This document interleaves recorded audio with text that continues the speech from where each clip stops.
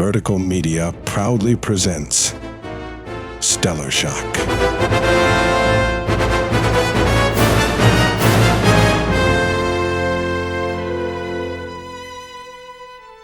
An immersive audiobook podcast experience from the visionary storytellers at Vertical Media. Book 1, Embers of Rebellion.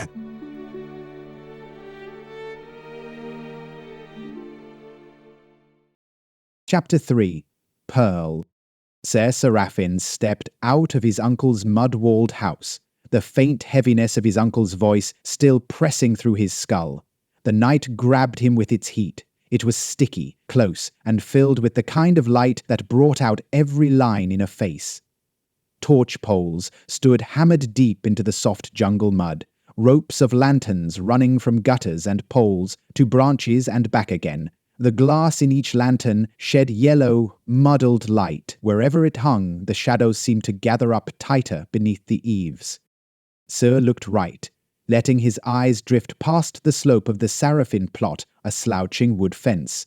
Mud still clotted onto the rails by the floods 2 winters past.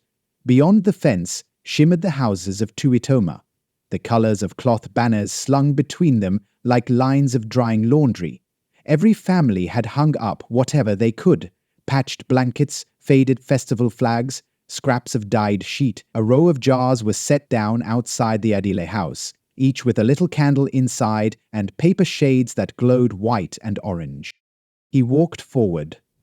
The stones of the lane pushed into the soles of his feet through the holes in his boots. Overhead, the big jungle moths battered themselves against the lantern glass. A group of girls, maybe 8, maybe 12 years old, ran shrieking around the mud ruts, each holding a peeled stick that sparked at the tip. The smoke trailed after their laughter. Sir kept his eyes low. The conversation floated off porches and through narrow doors, voices singing the same old songs, talking the same gossip. By the well, Jovel Dalru and his son whittled pieces of green wood for fire arrows. They didn't notice Sir as he walked past, but the sound of their blades' long strokes, measured and dry, followed him toward the main road. The centre of Tuitoma, if it had a centre, stretched around the big community hall. Here, families gathered, wading through a river of feet. Oxen yoke yawned near gateposts, garlanded with real flowers, not the paper ones. The oxen snuffled and chewed, watching the crowd with eyes that never seemed to blink. Boys chased a ribbon ball between clusters of legs, shouting every time the ball slipped under a cart or boot. Most years' nights here filled with quiet, the steady hush of the woods, insects clicking their teeth in some unseen chorus. Tonight the air squirmed with excitement. Minstrels had come to Tuitoma Reel. Minstrels, in bright motley and wooden shoes. The last time the minstrels had come, Sir had been shorter by a head and afraid of anyone in a mask. Tonight, the crowd carried a fever. Even the oldest, most stubborn villagers crept out of their houses to sit on the steps with a cheap jug of wine cupped in both hands. Sir watched old Maan Gurat get helped to a bench by his daughter. The woman's mouth was so tight against her teeth it had almost vanished. But her eyes sat bright in her wrinkled face, reflecting torches. Sir let the crowd carry him toward the narrowing mouth of the lane. Voices pressed in, words at his shoulder, behind his ear, at his elbow. Everybody seemed determined to talk, to laugh, to jostle old wounds and old jokes. Ahead, the doors of the main hall had swung open, a big black curtain drawn across the low stage against the end wall. Somebody had thrown coloured rugs over the dirt floor, and in the light from the lanterns, the room glowed with impossible warmth. He stepped between 2 men, arguing good-naturedly over the best river for fishing crabs. He skirted around a woman haggling for a seat with a cold clay jug of something that splashed purple stains on her fingers. Sir got elbowed by a boy wearing a single red shoe and a black sock, who giggled and sprinted away after pinching the baker's daughter. Off a step past the threshold, something smacked his ribcage from the side. He went sideways into the edge of a bench and caught the flash of brown hair, long and stringy, sticking out across his vision. It smelled of thick mud and the cheap flour soap from the tatter's wife. Vera Rajada, short and lean, her arms locked around him, face tucked in against his chest. She dragged him almost off his feet and laughed in his ear. Too loud, breathless. "Sir, you dummy." She stepped back, her hair in her face, hands keeping him from bolting. "I saw you sneaking in like a mouse, you scared to death." He grunted, stepped away a half pace, and brushed her hair from his left eye. Vera's eyes were a hard light green, round and sharp as new peas. She grinned, freckles lost in the shifting shadows from swaying lanterns. He kept his face flat, but let her see his relief. "You knock me over one of these times, Vera, you're going to have to drag me to the blacksmith for new bones." She gave him another push, lighter. "Don't get shy now. Somebody's got to keep you practicing your falls." He wrenched free, but grabbed her hand, less a handshake and more a tug of war. Her fingers were calloused, the nails chipped, but she squeezed back. He tried to glare, but she just grinned wider. She wore a patchwork dress with purple patches at the knees, the fabric bunched under the belt her mother had mended with a knot of hemp twine. A slice of skin showed where the collar had torn and not been fixed. Vera's family never seemed to care about sewing despite her mother's skill. From across the stretch of raglang floor, a handful of younger boys glanced over and started up that rolling laugh that always followed Sir and Vera. He shot them a quick sneer, which only made them hoot louder and nudge each other with dirty elbows. Vera elbowed him in the ribs. "Ignore them. They're just jealous I got here first." He watched the crowds move kids, slouching old men, mothers squeezing through with heavy baskets piled full of fried dough and roasted fish. The smells flicked at Sir. Ash, yeast, cheap wine, sweet flowerweed and animal fur, sweat and nervous heat. Vera pulled hard on his sleeve, grinning. "Better get in there before all the spots get taken, unless you want to kneel on mud all night." Sir let himself be dragged further in, a hand pressed to his brow for the glare as the crowd tightened. Through the babble, new faces pressed in, farmers done up in their market shirts, young women with beads in their braids, toddlers stumbling around grown-up feet. He nearly kicked over an old dog sleeping under a stool. The two of them crouched on a patch of carpet near the center, Vera's hand not leaving his wrist until he got settled. All around, voices thudded and ricocheted in the timbered hall, alive with the sort of energy the village never had at council meetings. A slap hit his back. "Sir!" Some idiot boy with sticky hands and jackrabbit teeth locked an arm around Say's shoulders and yanked him so close Say almost headbutted a plate of caramel corn. "Viti!" Balu and Lavu hung near, both of them heavy-limbed and shifting from foot to foot at the edge of the carpet. "Couldn't wait, could you? Vera's got you halfway broken already." Seer rolled his eyes. "You stayed jealous, Viti. Maybe you'll catch up by the next harvest." Viti grinned, letting his dirty hand fall away. "What's it matter? Tonight's all about the music. I bet I can dance better than you and Vera put together." He winked at Vera, who stuck her tongue out and flicked him 2 fingers. Balu nudged Lalu, popped a bit of crust into his mouth, and shook his head. "I'd like to see you dance, Viti, but I'd rather not die from shame." Viti grabbed at the hem of Sir's shirt, started his old performance again, voice rising so the families at the edges of the rug could hear. "You'd better stick close, Sir. Otherwise Vera'll trade you off for a boy who can sing, or at least who doesn't wear holes in his boots." Then, slipping seamlessly back into the game, he crooned, "It's our first date, Sir. You promised me at the well, and your word is your bond, right, Vera?" Vera snorted. She flicked her head to toss hair from her mouth. "He already backed out and sold you to Lavu, Viti, didn't you hear?" The laughter at this swelled, a few heads turning to watch the banter. The villagers seemed content to let the younger ones have their splash of drama. "Perfect," Viti said. "I'll tell everyone about our failed courtship. Make sure you can't get hitched anywhere from here to the sea." He threw an arm toward Balu and Lavu. "Come on, lovebirds. Let's find seats before Sir here starts reciting poems." The crowd closed around them, Balu and Lavu moving off, their elbows digging into ribs as they pressed for a spot. Ser edged closer to Vera, who dropped onto the mat with a thump and started shooing a patch of mud away with the edge of her tunic. She yanked him down by his shirt. The hall was almost full. Every so often, a door clattered at the back and somebody tried to squeeze through, usually with a bowl or a child or a blazing lantern. Ser looked over his shoulder and caught Roland Chahal sitting with his aunt and uncle, all three of them on cushions near the back wall. Roland's thin face creased above the cushion, grey eyes bright under his thick black hair. He waved with 2 fingers. Ser waved back before Vera caught his arm again and made him sit properly.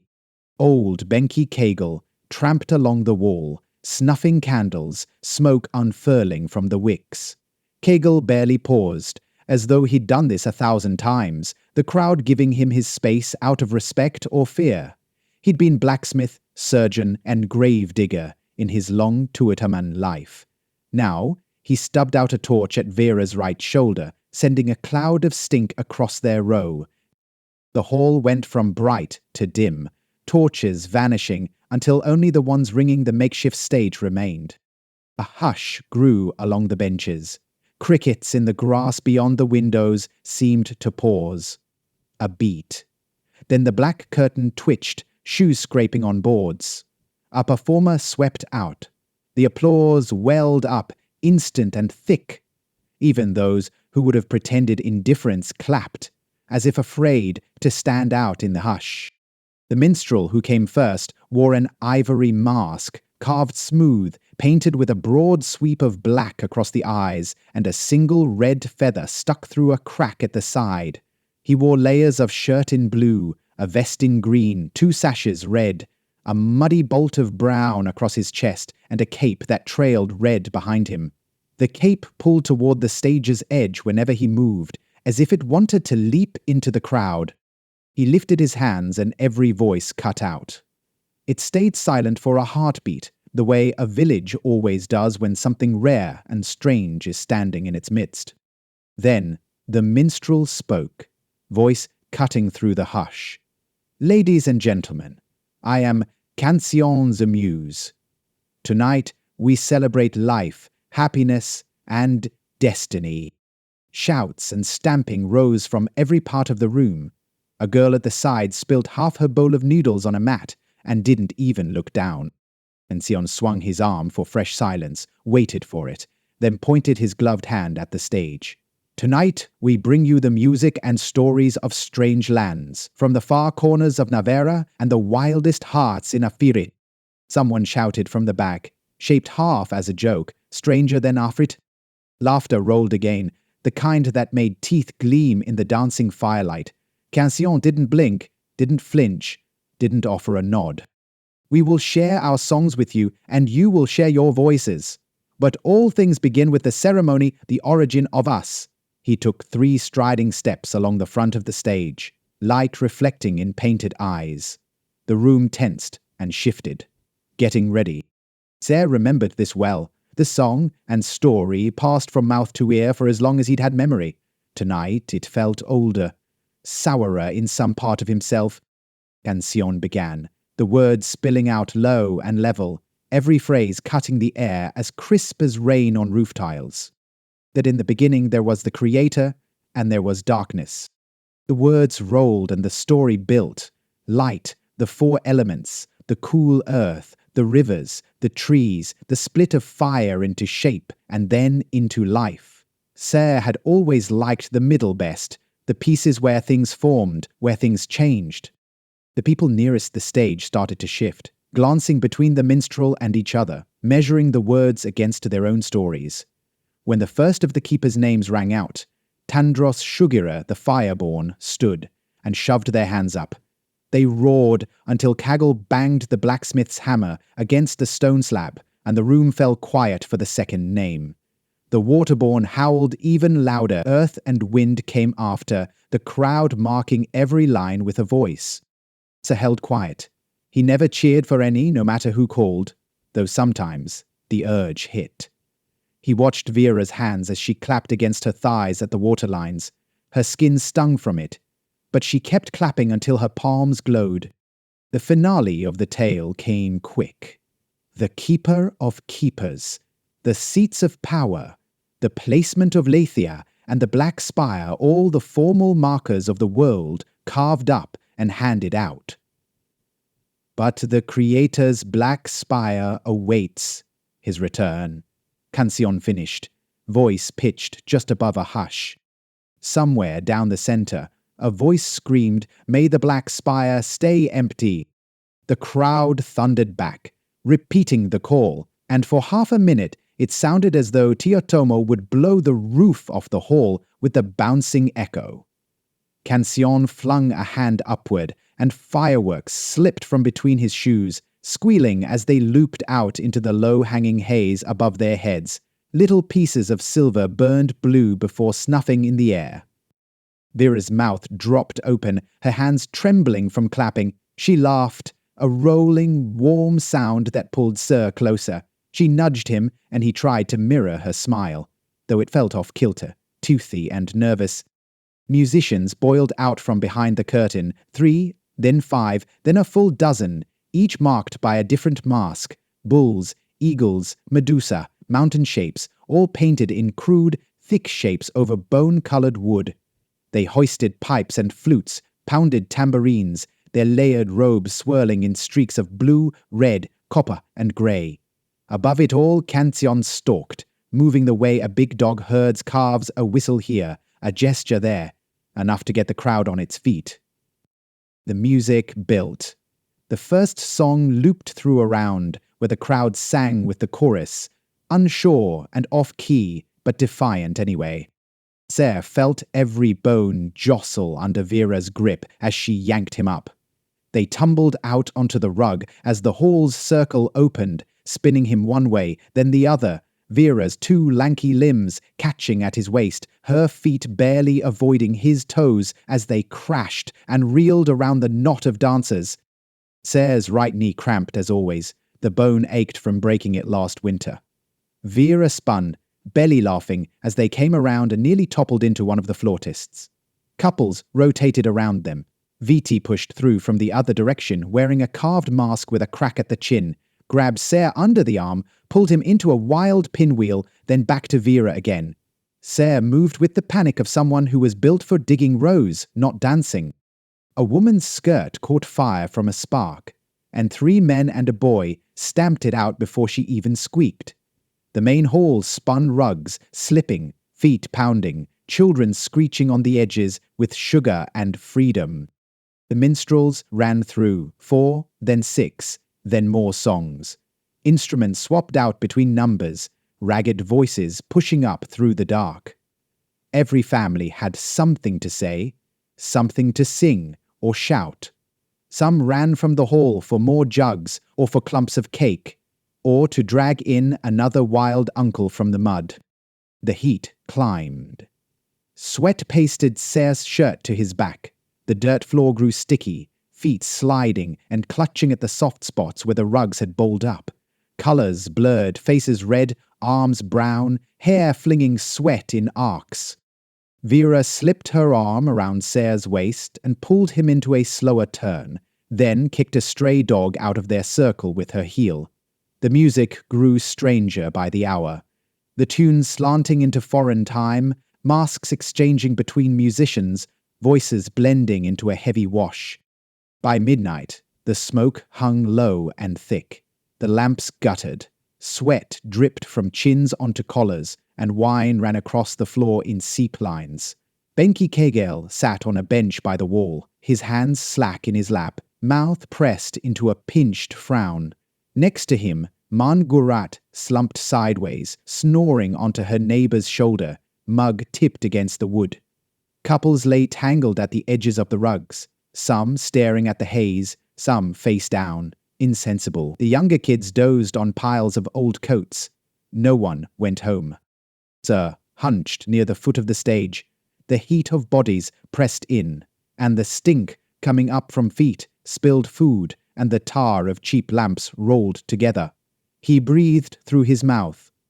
Vera lay curled next to him, hair in her face, skirt rucked at the knees, eyes shining. In front of them, 2 minstrels fought to tune a battered old lyre, while another fiddled with his mask, a wooden eagle's face. The others gathered up pipes or took deep pulls from a wineskin, their movements rough, tired. The crowd had fallen half silent, chatter dropping to whispers. Some people had started packing up empty plates, muttering about whether the feast had been too rich or if it was too hot in the hall. The big clock above the curtain didn't work anymore, but everyone knew it was late. Still, Cancion banged a drumstick on the boards and the music lurched to life again, calling even the drunks to their senses. Up! Up, Tuitoma! There are minutes left to the night! His voice cracked, but nobody said a word. He launched into a tune with all the softness of a slap sharp, chords on a borrowed guitar, his own voice raw from hours of shouting. The minstrels moved in a wide circle around the crowd, letting villagers push in, show off steps, sing lines from old ballads. There was a contest of funny voices, a round where the oldest couple and youngest girl paired off for a slow shuffle, and one where 4 boys wrestled out of their shirts and jostled for the right to bang the drum. Sarrafin didn't sing. When people pushed him forward, he slipped away, ducking nearer to Vera or to the rough logs that framed the edge of the rug. The slow songs came last. Someone belted a tune half in Navera, half in a language Sir didn't know. The crowd joined for the chorus, off-key, slurring, sweet. The lanterns on the far side of the room flickered, wind seeping in from the main doors, dragging the smoke higher.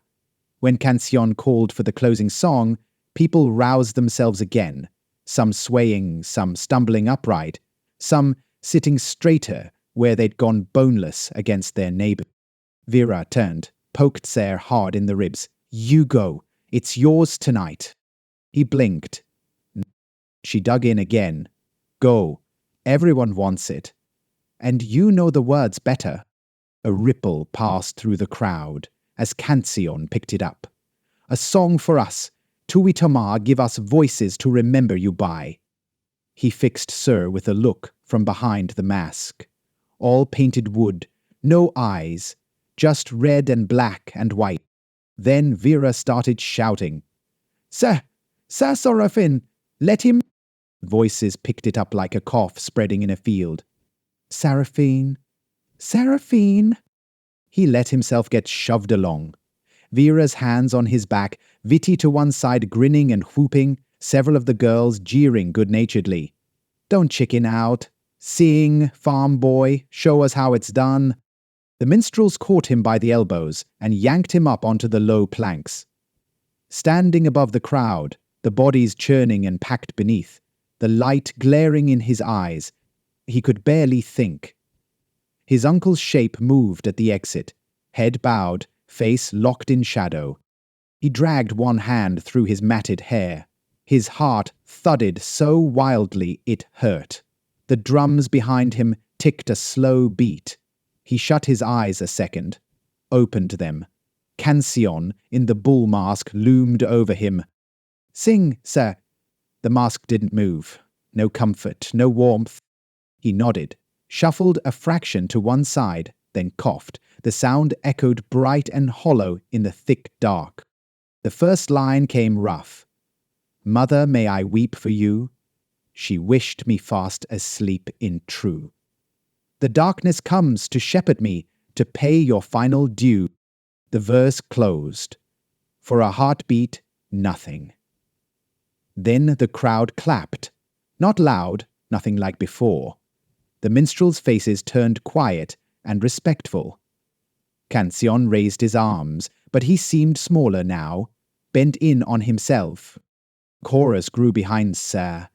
Vera's voice strong in it, Viti's wavering. Everybody pressed in together. He went on.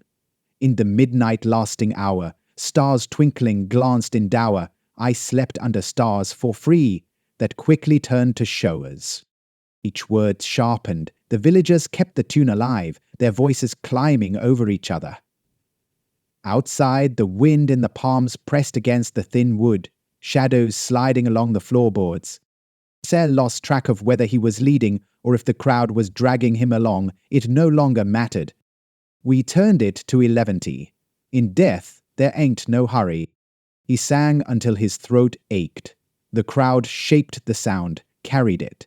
At the end, he let the final lines fall off, hands slack by his sides. A hush, long and heavy. Cancion stepped back. The masks came down, the minstrels clapping for him and for themselves. Faces in the audience looked different, soft, drawn tight, eyes hollow. Each carried their own grief, their own memory. The beauty of the night now mixed with something sharper, smaller, something that would outlast the wine hangovers. One by one, people gathered their things, murmuring to each other, dragging the sleepiest children up, some rubbing at faces, some silent, some laughing, but the laughter was faint and not sick with joy any longer. Vera touched Sir's shoulder as he stepped down from the stage. Her hand trembled. She smiled. "You did fine." Sweat streaked dirt down her forehead. He nodded without speaking and joined the shuffle to the exit. He made his way out past the side of the hall, boots sinking in the soft ground, the last of the light catching on the flooded patches beneath the steps. The crowd spread in the dark, peeling off towards homes, shoulders hunched. Tuitoma's night pressed back in. The jungle buzzed with chorus frogs, the chewing insects, the slow whump of the oxen lying down in their stalls. Above it all, the stars burned, unfazed. Sir's feet ached, his throat felt sanded raw. He climbed the east track back towards the Sarrafin house, kicking a stone down the path, each step heavier as the quiet settled on his spine. No lights in the house by the time he got to the door. He opened it, and the dark swallowed him, every sound louder, boards creaking, his breath echoing off mud walls, the mutter of Ward's snores through the thin door at the back. His uncle's bowl, half crusted with stew, waited on the table. He picked it up, rubbing his thumb over the rim. The bowl clinked and rolled as he carried it toward the basin. Behind Ward's bedroom door, he heard a sound, a gasp, wet and harsh, like breath dragged through mud. Ser froze. He set the bowl down. Slow. The sound behind the door pulsed, cut off, then silence, thick and pressing. Ser eased closer, fingers curled, the soft boards squeaking. He pressed his ear to the wood, breathing out once. Steady. Nothing. He knocked. Once. Waited. Heard the thump and drag of a body in the room. "Hey." He kept his voice low, not sure if he wanted Ward to answer. No reply. He knocked again, voice rising. "Uncle Ward?" Nothing. Then the scrape of a bed frame. Ward's voice, thick and drunk. "What do you want? Trying to sleep, kid?" Ser pulled back. "Sorry, just thought I heard..." Ward's answer was a snarl. "Heard what? A ghost? Maybe you want to swap beds with me, see how that feels?" Ser stood back as Ward slouched out in the weak lamplight, his shirt buttoned wrong, hair wild and sticking out around his face. His eyes were swollen, veins shot through with darkness and anger. Ser knew the signs. Ward drunk, was Ward hungry for someone to blame? He edged further back, fingers pressing into the table edge. Ward jerked forward. "Think this is funny? You and them lot, singing like fools." He hiccuped, spit flying. "What do you know about it? Huh? What do you know about any of it?" Ser kept back, hands up, voice tight. "Didn't mean to wake you. The festival's done. Thought you wanted, never mind." Ward lurched close, swinging an arm. His hand caught Ser's shirt, bunching the cloth to near tearing. Ward stank of stale spirits, old sweat, a tang of something rotten. Up close, his face shook, old blood vessels swelling purple and red. "You little shit. You think you're better than me? You think you're owed something 'cause the village likes you and not me anymore?" Ser shook his head. eyes on the wall, on the door, counting the distance one hard kick might buy. I never said. Ward's other arm cocked back. You don't say anything. You stand. You judge. You and your dead parents. Ward's face twisted. Spit flecked his beard. I kept you alive, I did it. You don't get to judge me, you little shit. Sir ground his teeth, feeling the old anger pull up through his bones. Alive? That's funny coming from you. Most days it feels like you're digging me a hole instead. Ward snarled, lost for words. He yanked hard, then let go and punched, a blunt fist across the cheek. Sir's vision split, knees buckling. He felt the impact, the way his skin split, tasted blood on his lip, sharp and sudden. He sagged sideways, breath hot in his throat, hands up for cover. Ward stepped back, arms spread, face caught between rage and horror. He stood that way a moment, breathing ragged, hands trembling. He looked at the cracked painting of Tuitoma above the mantel, muttered almost to himself, "What have I done?" Then turned, stumbling back into his room. The door slammed. Quiet. Sir slumped, hands over his face, breath stuttering. Pain radiated out from the spot where Ward's fist had landed. He pressed his palm against his cheek, feeling the swelling begin. He sat there in the mud-dark kitchen, eyes closed. A whimper worked out of his throat, half-choked, nothing like singing. The music from before, the cheers, all of it bled away, leaving him with nothing but the sting, the bruised bone, and the cold rush of quiet. Outside, the night was shifting. The last of the party shuffling through mud, heads down. Ter stayed there, jaw aching, the silence closing in on itself. Sar sat on the floor, back against the rough mud wall, his breath caught, sharp in his nose. He pressed his hand under his left eye, working his fingers along the skin, the heat spread, throbbing. He didn't move for a long time. Somewhere in Ward's room the bed spring whined. Something fell off a table. The low mumble of Ward talking to himself pushed through the door and vanished. The lamp on the table ran out of oil, flames snapping. Sarah stayed there in the thick dark as mosquitoes landed on his bare arms. He didn't slap at them. The pain in his cheek gave every other hurt new company. Across the house, a mouse scurried, scratching in the ashes. Sarah listened to its claws, counted them. Outside, somebody passed on the path, boots sinking in muck. A drunk voice muttering a tune from the main hall. He didn't try for the comfort of his bedroom. He found a bit of cold bread in a bowl, snapped it in two, chewed without tasting. He ran his tongue over his teeth. The front left wiggled a little. Blood turned iron-decked along his gums. He spat in the waste hole under the window. The blood trailed down the bowl, thick and slow. He heard the soft knocking of rain above the roof. In the gap near the eaves, he watched a brown moth struggle, its wings dusted with fine web or sawdust. He reached up slow, let it rest on his thumb, then set his hand under the eaves so the moth could escape. It wouldn't. It tumbled down into his palm, and he let it sit there, wings trembling, until it stopped moving. From deep in the house, the old boards thudded as Ward turned over. The man groaned, not words, not pain, just a grunt. Sir wiped his hand on his trousers, crumbs sticking to his palm. He crept to the doorway, eased the half-broken door open. Creaks echoed. He stepped into the yard. The air cut cold now, sharp and sudden.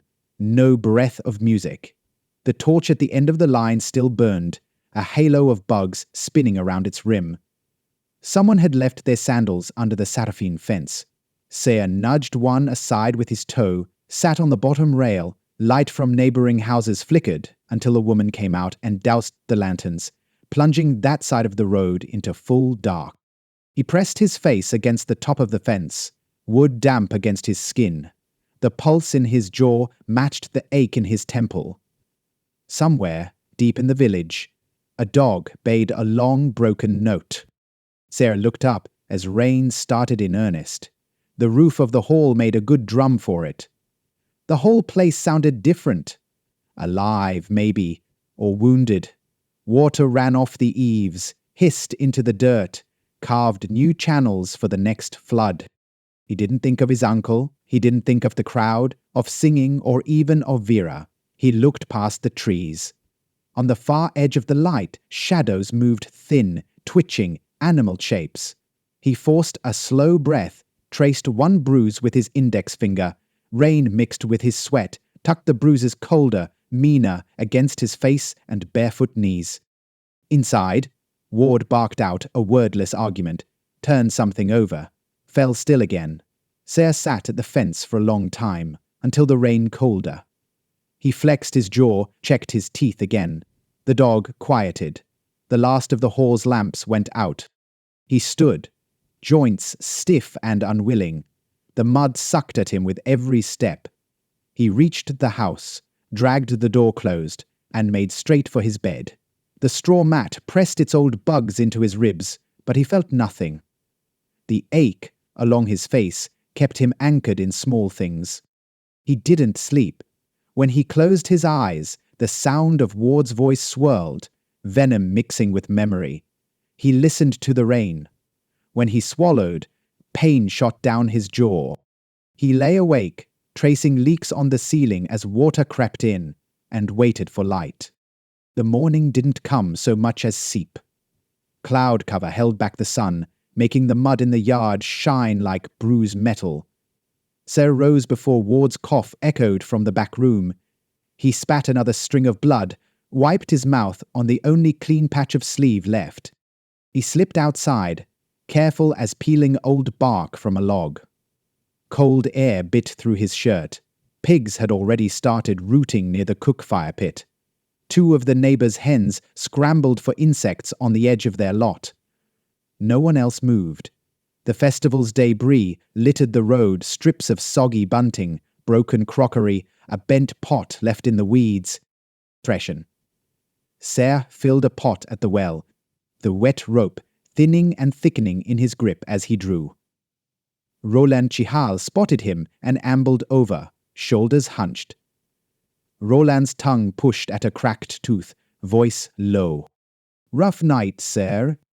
Sir rolled his jaw, kept his eyes on the rising bucket. "Usual." Roland eyed the swelling and cut under Sarah's eye, but he didn't mention it. He inspected the rope, thumb over a worn spot. "Ward kicking up again?" Sir shrugged, water sloshing over his knuckles. "Never stops." Roland spat, looked back at the line of houses, at his own muddy boots. "He's a bastard, but he's still the only reason anyone listens to the Sarrafins." They said nothing, watching the swirl of well water, grey dirt gathering on the surface. The bucket rose smooth, no catches, no surprises. He lifted it out, set it on the lip. Roland caught his sleeve. "You want to come by for bread later? Mum says she's baking." Sarah shook his head. Even dried crust held no comfort. "Not now." Roland shrugged. "Suit yourself." Roland drifted off, pushing at a stick in the mud, his body rolling with a 12-year-old's casual slouch. Sir raised the bucket, carried it home. Behind closed doors, Ward snored deeper, the old man's snores rattling the frame. Sir poured out the fresh water, used it to clear the bowls, wiped crumbs from the trampled old rug, sat on the floor and scraped a finger along the bruise on his cheek. The oil lamp needed filling. His shirt stuck to new small scabs. Ward staggered out as Sir put a pan on the stove. The man's hair stuck up like thrown straw, his eyes glassy and red. He didn't greet Sir. He sat, head hung low, hands braced against his knees. When he spoke, it came in a voice strained and cracked. "Don't burn anything." Sir poked the coals, silent. His head throbbed. The old man propped his elbows on the table and watched nothing. "I heard you sing last night." Sir kept to his work, setting the crust to warm over the small flame. Ward let out a sound, not a word, not a sigh. "You're your father's son, then?" Sir braced a hand on the stove, felt the heat under his palm. He didn't turn. After a minute, Ward stood, left dishes untouched on the table, and left the room. Sarah heard his boots splashing through the mud, listened until Ward's voice faded farther off in Tuitoma's slow mourning. He stood over the toast, staring into it. His world contracted. Rain started again. Inside, there was shelter and the hume of the new day. Everything bent under the weight of what had not ended the night before. He flexed his jaw, chewed stiff bread, and waited for the sun to break through the sour clouds. Sir stood in the kitchen with his hand pressed to his cheek. The burned bread on his tongue tasted like dust. The quiet felt thick. He washed the bowl and set it by the window, watching grey water sluice over his fingers. Down the path, other houses came alive, smoke curling from dung heaps. Vera's door banged, her mother calling something, impatient. A pair of Rajada boys sprinted past the Sarrafin fence, each carrying a length of rope, yelping at a dog that gave them exactly 2 steps before bolting. He scuffed a foot against the floor, ran water over the worst of last night's plates, stacked them clean, and set the broom against the corner. The pain throbbed, but when movement called for muscles, Sir answered. He'd been raised that way. Work first, shut up, keep the lines straight. He tried to shake the feel of Ward's fist. Couldn't. His jaw pulsed without mercy, the ache worming into his ear. He knew the bruise would show soon, deepening and purpling by nightfall. No one in the village would need to ask what happened. They'd seen Ward swing before.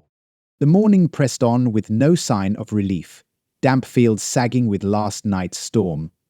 He went out into the yard, picking through mud that reached his ankles, to reset the fence posts that had loosened again.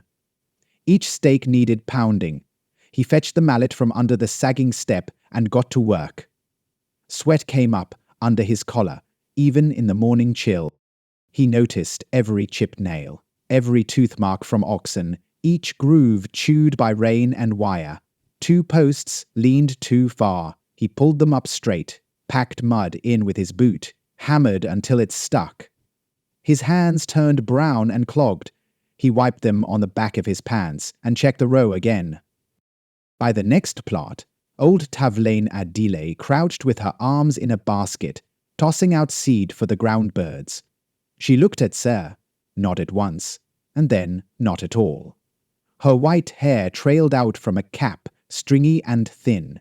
She watched him a moment, then returned to her work, scattering seed and cursing at the greedy crows. Her voice was sand over gravel, words climbing through decades. She didn't ask about last night, but he read the question in how she looked at his swollen cheek. He didn't offer her a wave, just moved down the fence, keeping the board tight to the first post. He heard a cough in the next yard.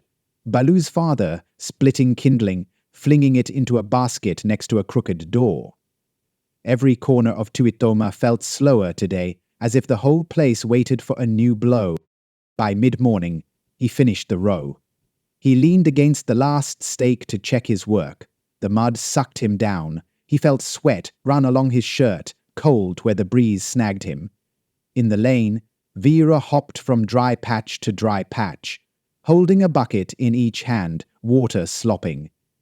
She grinned, without much of her usual spark. "Your jaw's swelling," she called. He pressed his palm to the side unconsciously, shrugged. Nothing new. She set the buckets by the wheelbarrow, wiped her hands on her hem. She moved closer, lowering her voice.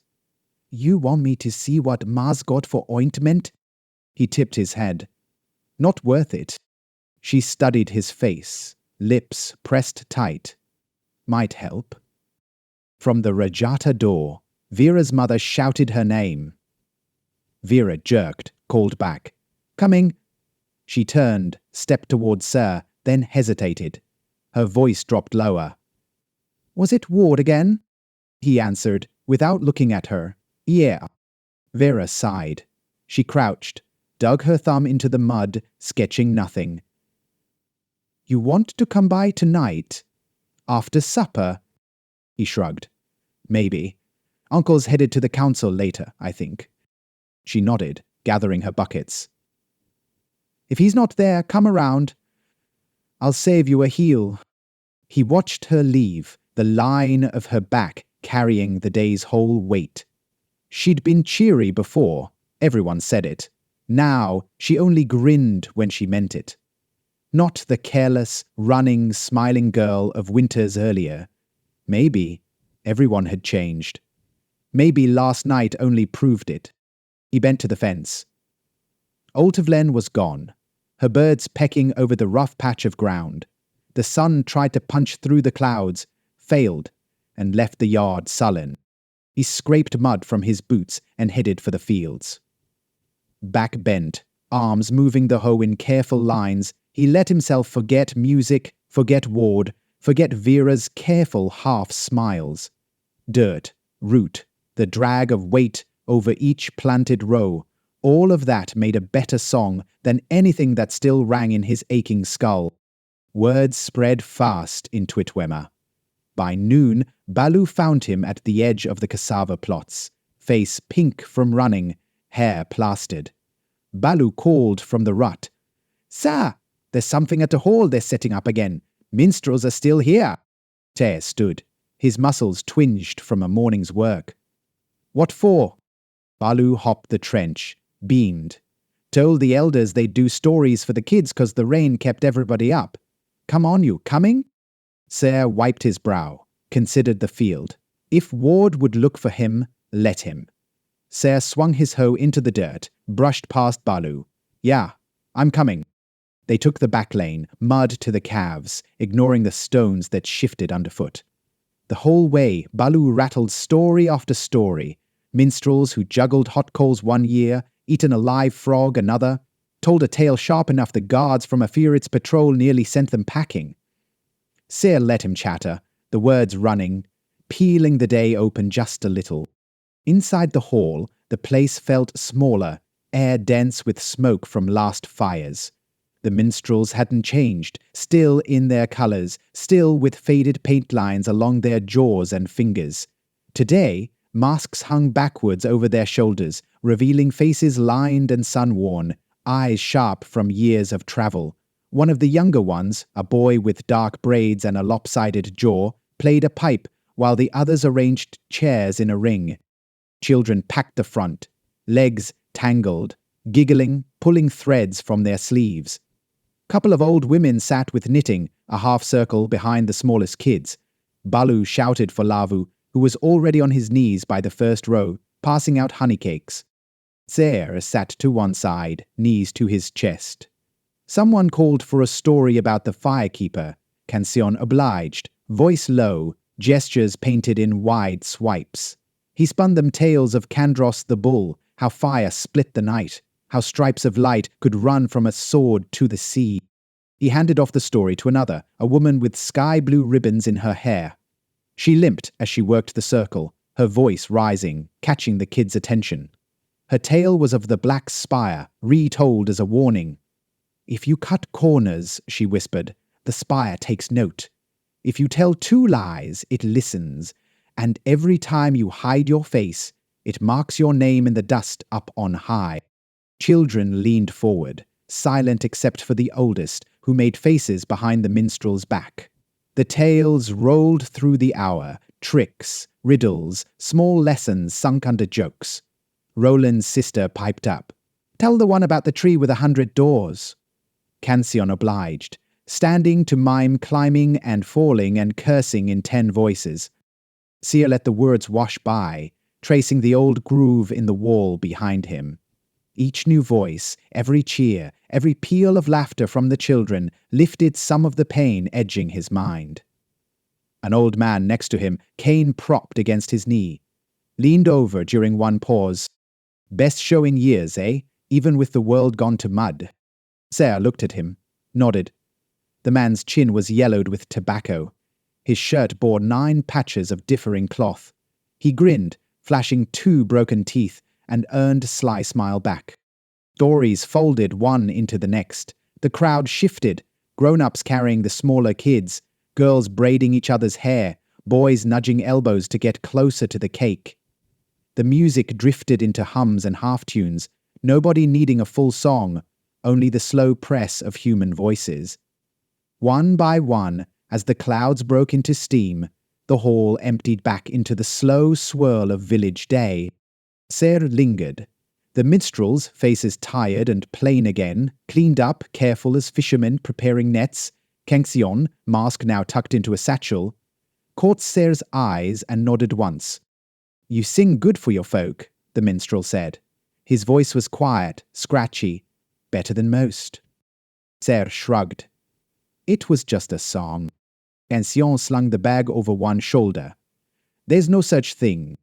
He moved off, boots slogging through the floor mud. His steps left what looked like regular footprints until you watched long enough, each shape blurred at the heel. When the last of the noise died and the children wandered home, Ser stepped back out into the bright mud and the wind, shoving his hands deep into his pockets, his jaw stinging, the hall and the stories, and his own voice echoing in his chest. Ser kept his eyes low as the wind shifted. The square in front of the main hall looked different now. Lanterns pulled from their hooks, trampled banners rolled under cartwheels. The mud lost any shape it had been patted into during the festival. Mothers herded squabbling children home for midday scraps. Balu and Lavu tossed rocks onto a plank until the plank cracked. When it broke, both boys just shrugged and wandered toward the old stone bridge, hunger driving them on. Ser watched the minstrels gather their leftover gear. Kengxion and the blue-ribboned woman loaded satchels onto their old ox. The animal stood with flies crawling in its eyes. Kengxion used a stick to flick the flies, but the beast only shifted, wider than the minstrel, bulk rooted in the thick mud and not giving a damn about music or stories. A pair of small children with honey cake crumbs on their cheeks trailed Kengxion. "Are you coming back?" the taller girl said. He reached into his coat, pulled a wooden ring painted blue and yellow and flashed it at them. "If the roads hold, the stars stay clear, and nobody's cut a new toll across the old track, we'll find Tuitoma again." He tipped the ring onto the smaller boy's finger, ruffled his hair, then turned back to the packs. His hands didn't shake, not even with all the eyes following his every slow movement.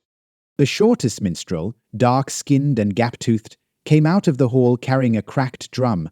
She spit out a clump of dust, rolled the drum with care, and whistled to the ox.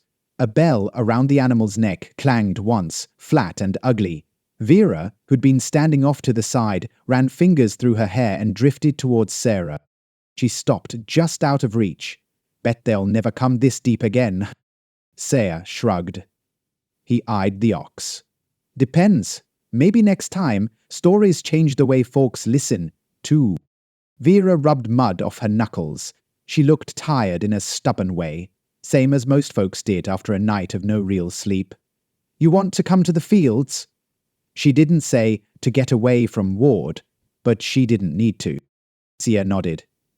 He caught a last look from Kengxion, who watched everyone the way a crow watched a plow, seeing what got stirred up, not what ended. The walk out of the square brought quieter sounds. Spilled water, pigs nosing empty cups, the rush of new weeds climbing the fence posts. A trio of old men stood by the well, arguing about whose pot had been broken during last night's mess. Every so often, one of them jabbed a finger at the hall. Each retelling got rougher and sharper, names dropped like accusations. Everyone would have their complaint by nightfall. Tuitoma always remembered slights. Vera set her pace slow until the fields came in view. She carried a sack over one shoulder, seed for the afternoon planting. She kept close, but not right at Siv's side. She handed him half the weight of the bag without a word. He slung it over his back and braced for the drag. The fields always looked the same, rows carved by sweat and hope and old aches. Today, puddles gleamed in the trenches. A pair of gulls picked at something deep in one of last season's ruts. They moved into a rhythm bend. Scoop, scatter seed, heel the line with a boot, shift over and repeat. Tuitoma fields had nothing pretty about them. The mud reeked of old compost and harder times. The wind clawed at their collars. Above, a hawk circled, hunting in the thin grey. For a long time they worked without talking. The sack got lighter. The sun never broke free. Vera grunted, stood, wiped her brow. "You make peace with Ward this morning?" Sir paused, rolling a pebble under his boot. "No." She squinted at the hill. "He mad about the song?" "Mm-hmm. He's mad, 'cause there's nothing left for him to lead, and nothing left to drink but the dregs he saved for himself." She spat into the mud, then stared at her boots. Sarah knelt to split one more furrow. "He'll get loud again when tonight comes. He needs someone to swing at, always has." Vera kneeled next to him, hands in the dirt. "Don't let him break you. If you get tired, come sleep at ours. Ma won't say no." Sir tried to nod, though something heavy twisted in his chest. "I'll manage." They fell to work. At the edge of the field, a cluster of crows gathered, stealing at the seed each time Vera glanced away. She flung a clod and missed. The birds only hopped farther back, patience in their thin bones. By late afternoon, the bag was nearly empty. The sun flashed once through a rent in the clouds, then vanished. Sayre stretched his back until it cracked. Vera laughed a little, the sound scratchy from the dust. Together they turned for the fringe village, dragging the dirty sack, feet pushing deep lines through the smooth patch of mud. Passing by the hall again, they found Vitti and the Rajada twins fighting over the remains of a burnt pie. Vitti barked a sharp laugh, broke off the last bit, and stuffed it in his mouth, his chin smeared black with berry. Vitti stared at Sir for a long second, then raised the crust as salute. "You still owe me a dance, lover." Sir managed half a smile. Vitti shoved Lavu, but the mood had shifted. All the kids were tired, like the music had melted from their bones overnight. A pair of women hosed down the entryway to the hall, gossip rolling, hot and bitter. Se and Vera kept going. At Vera's fence, she hesitated, shifting from foot to foot, then stared at the house. Her mother's voice carried through the broken window. "Be in for supper or eat dirt." "I'll bring something later," Vera said. She grabbed Sayre's hand, squeezed once. "Don't let that bruise scare off any girls. Even ugly, you're all we've got." She turned, hair swinging, and vanished through the door. Sir watched the curtain twitch, then turned back toward the Sarrafin yard. He stood at his own doorstep for a long minute, tracing the split in the lintel with his thumb. Inside, Ward's boots sat under the table, turned out but empty. Somewhere, at the back, the soft sound of snoring. A mug on the table stank of the last dribble of wine. Outside, the village world moved slow oxen pulling in before dark, the crack of split wood, voices rising tired and ordinary. He sat on the step, his jaw still hot, dirt under his nails, the echo of all that had happened crowding his head. The night would come soon enough. For now only the slow beat of feet in mud. The small, real sounds of Tuitoma, the weight in his chest, the dull pulse under his skin. No music, but the world didn't care. The day ground on. Sayre waited, still and unheard, at the edge of the coming dark. Night crept up the alleys and cowpaths, pressing cool air into the ground where sunlight had not dried out the tracks. By dusk the villagers had finished their business. Smoke rose in thin lines above the patchwork houses. Doors slammed, shutters banged shut, and chickens settled along fences, heads rolled under battered wings. Lamps blinked awake, one by one, each window shading another pale square out into the dark. They sat by the open window, mending the strap on Ward's old satchel with hands that ached from fieldwork. He squinted by candlelight as the wax puddled over yesterday's stains.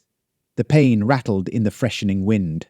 On the path below, two girls from up the hill walked by with a basket between them, talking low and sharp, not bothering to look up. Their voices faded behind the sound of a dog scrounging for dropped crusts. Inside, Ward hadn't moved for an hour. The old man's snores were harsh and uneven, as if each breath tried to punch through a wall. A cough cut through every seventh or eighth of them, a hard, wet growl that sounded like it belonged in the gut of a dying bull. Evros let the sound soak through him. Every time, it reminded him how close the rooms were, how air and walls made no difference when someone wanted to reach you. He poked the needle through the strap, hand steady despite the ache in his knuckles. He'd learned small repairs over winters of boredom and need. No one in Tuitoma let things go to ruin if they could help it. As he worked, a moth circled the flame, smacked the glass, fell, tried again. Its pinched it between two fingers, set it outside the ledge. Its wings flailed in open air, and then it shot off into the dark. Something clanged in the street, a dropped bucket, or a cart catching a loose stone. Across the yard, Vera's house glowed behind a curtain. Voices spilled out, laughter and argument.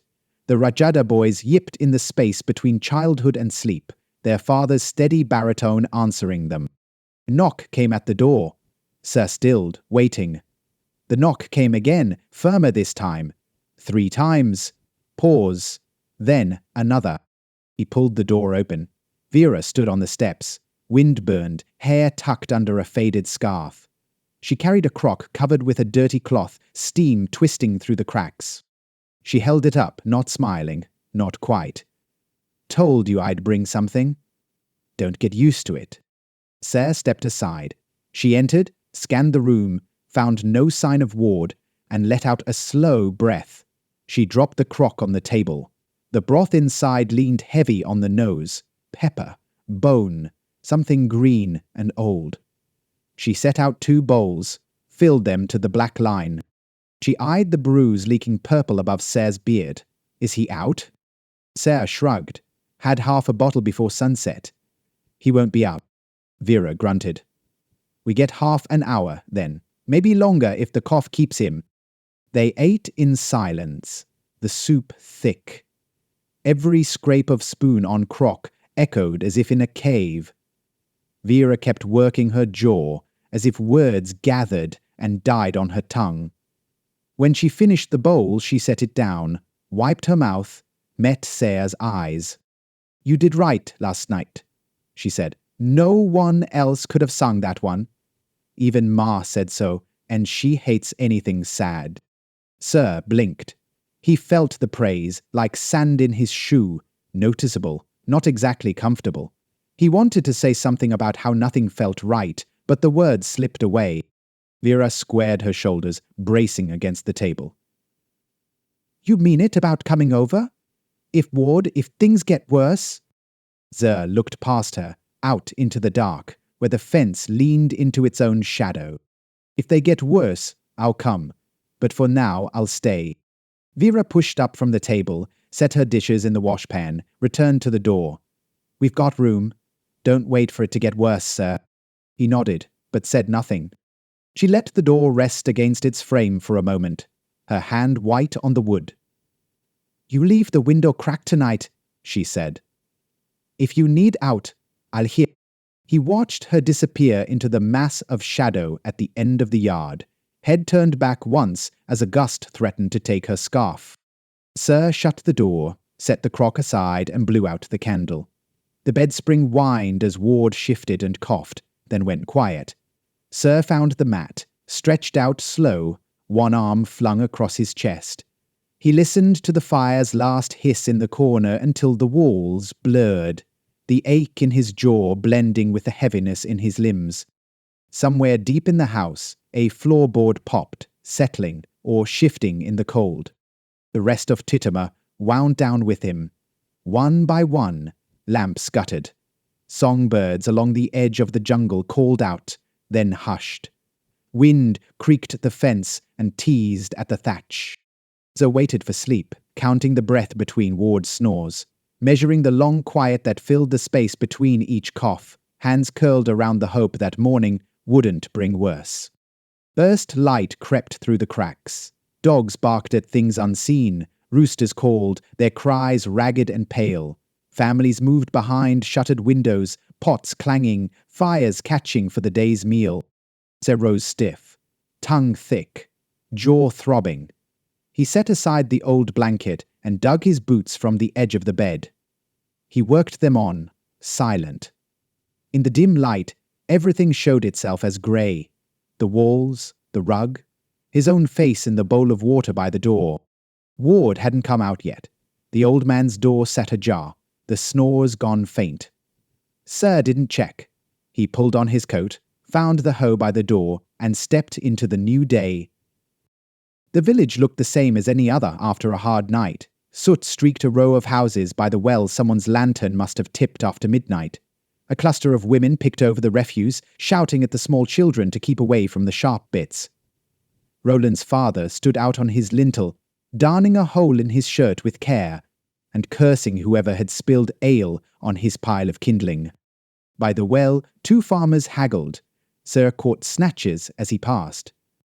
Never heard such foolishness. A party every year, the fields'll go to rot. We need a little foolishness, Farney. The world's all rot otherwise. Farther down, Viti chased a crippled hen, waving a broken stick like a sword, while the twins pelted him with grit and seed husks. The hen flapped, screeched, and missed their feet altogether, beak full of mud and victory. They tugged at the collar of his shirt, moving toward the edge of the fields. The sky spread dull, clouds sitting heavy on the jungle rim. He bent to the furrow, broke the clumps with the heel of his palm, and put his back to work. The job needed doing, rain or no. He let the voices fade, and the ache in his muscles become the only thing. For a while, the ground and the constant sound of birds foraging were everything. He didn't look back at the house. He didn't think about Ward. He worked, the day opening before him like a scar, unmended, but no worse than every day before it. By midday, the village pressed onward as if nothing had twitched the night before. The mud dried in scattered patches, leaving a crust on boots and hands. Vera's voice drifted over the fence line.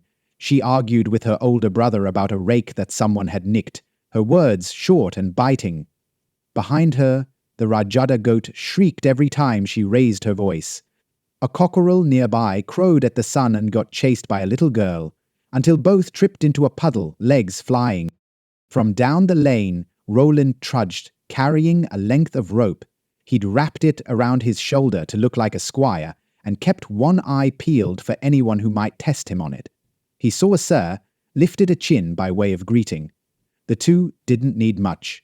Roland drifted over, unloaded the rope with a practiced shrug, and kicked at a clump of dirt. Heard the minstrels finally left, Roland said, no question in his tone.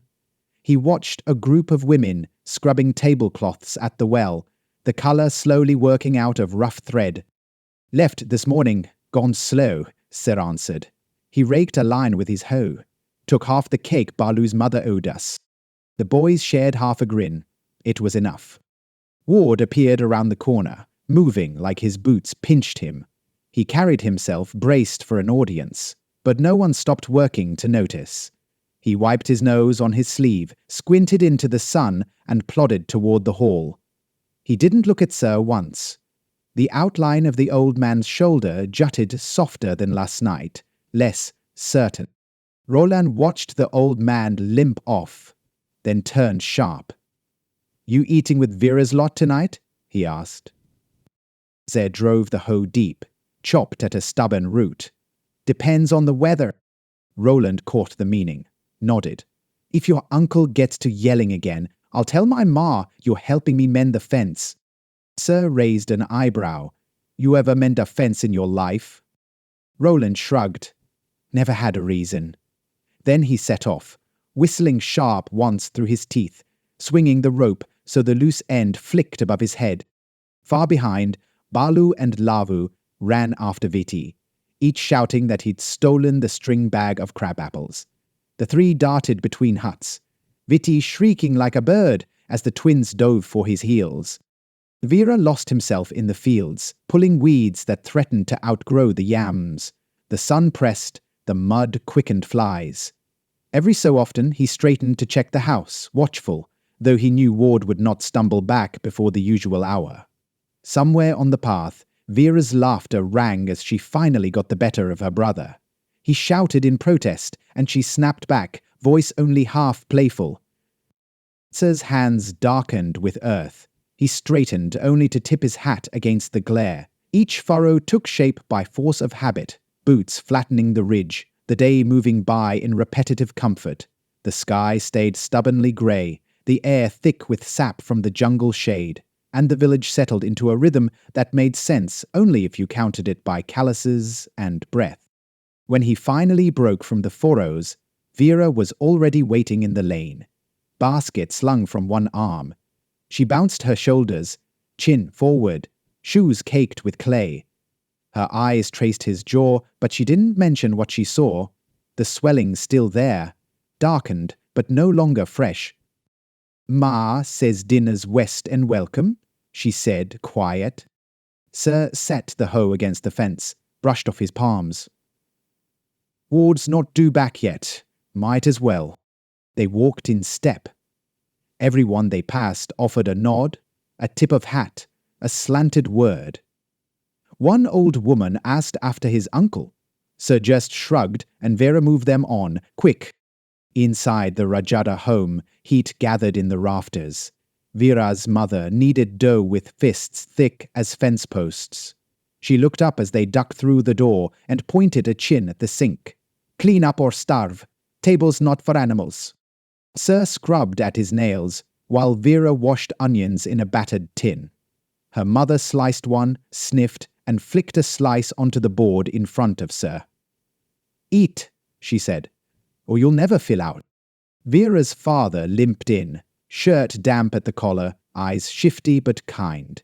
He dropped 2 fish wrapped in wet leaves on the counter and winked at Sir.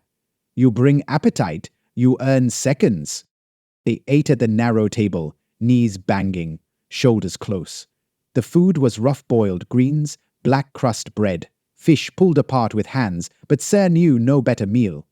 Laughter simmered under the roof, easy and unforced. Conversation drifted to the remains of the festival, the dancing, the streaks of colour left in the street. Vera's mother cursed gently about the lantern wax, the stains impossible to scrape from boots. Vera rolled her eyes and mimicked Kension's voice, summoning a laugh even from her father. Sir found himself eating slow, letting bite after bite work the taste of mud from his mouth. Afterward, Vera helped her mother clean. Sir sat outside with her father, watching the sun dip behind the last hut on the east slope. The man rolled a bit of tobacco, offered Sir a twist. He waved it off. They sat quietly, the older man humming a stretch of the festival chorus, his voice not sharp or sweet, but gritty and honest. When the last light bled away, Sir stood, thanked them, and headed home by the narrow back lane. His boots squished, soles peeling, dusk folding in around him. The night bugs rose, doors slammed, one, then another, then a call of good night down the row. He reached his own yard, silent as a stone.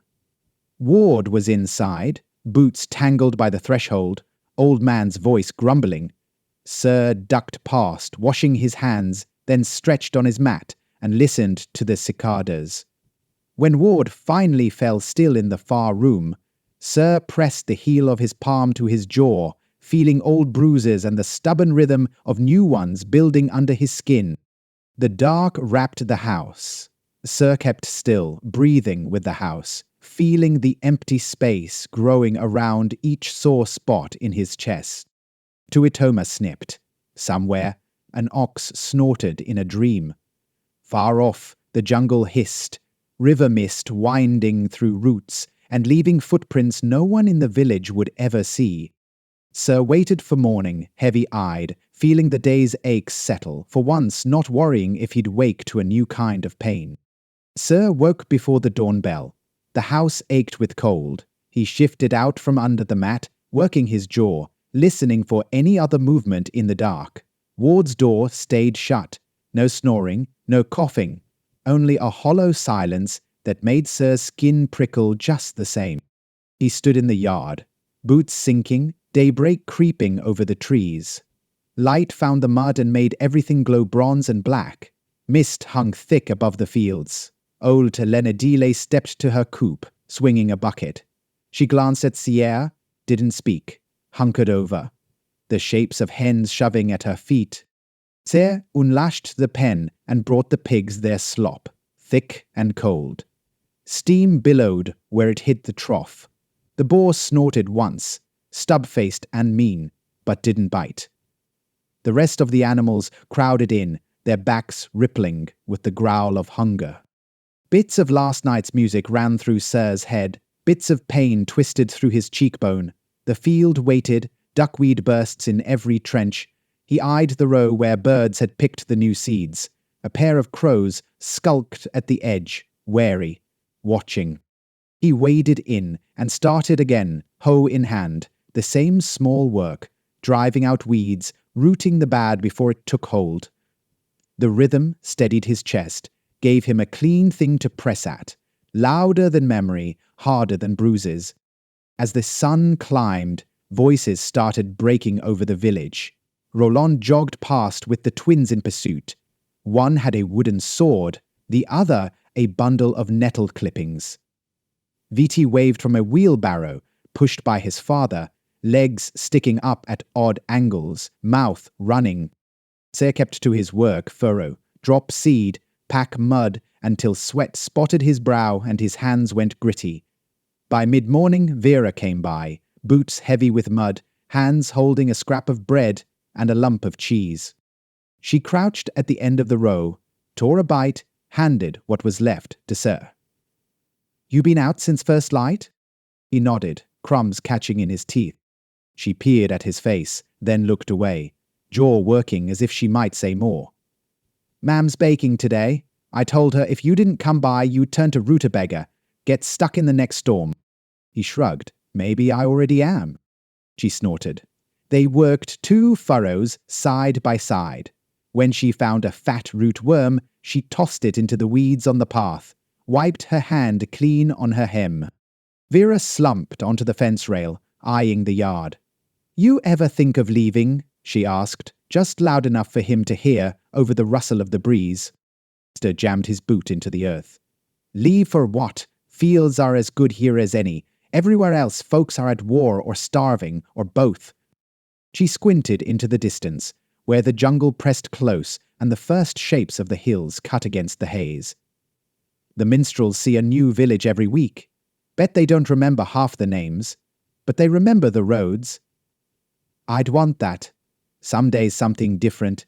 He stabbed at a root, grunting as it split. "Different's not always better." Vera shook her head. "Maybe not, but it's not always here either." They moved on, silence heavy between them.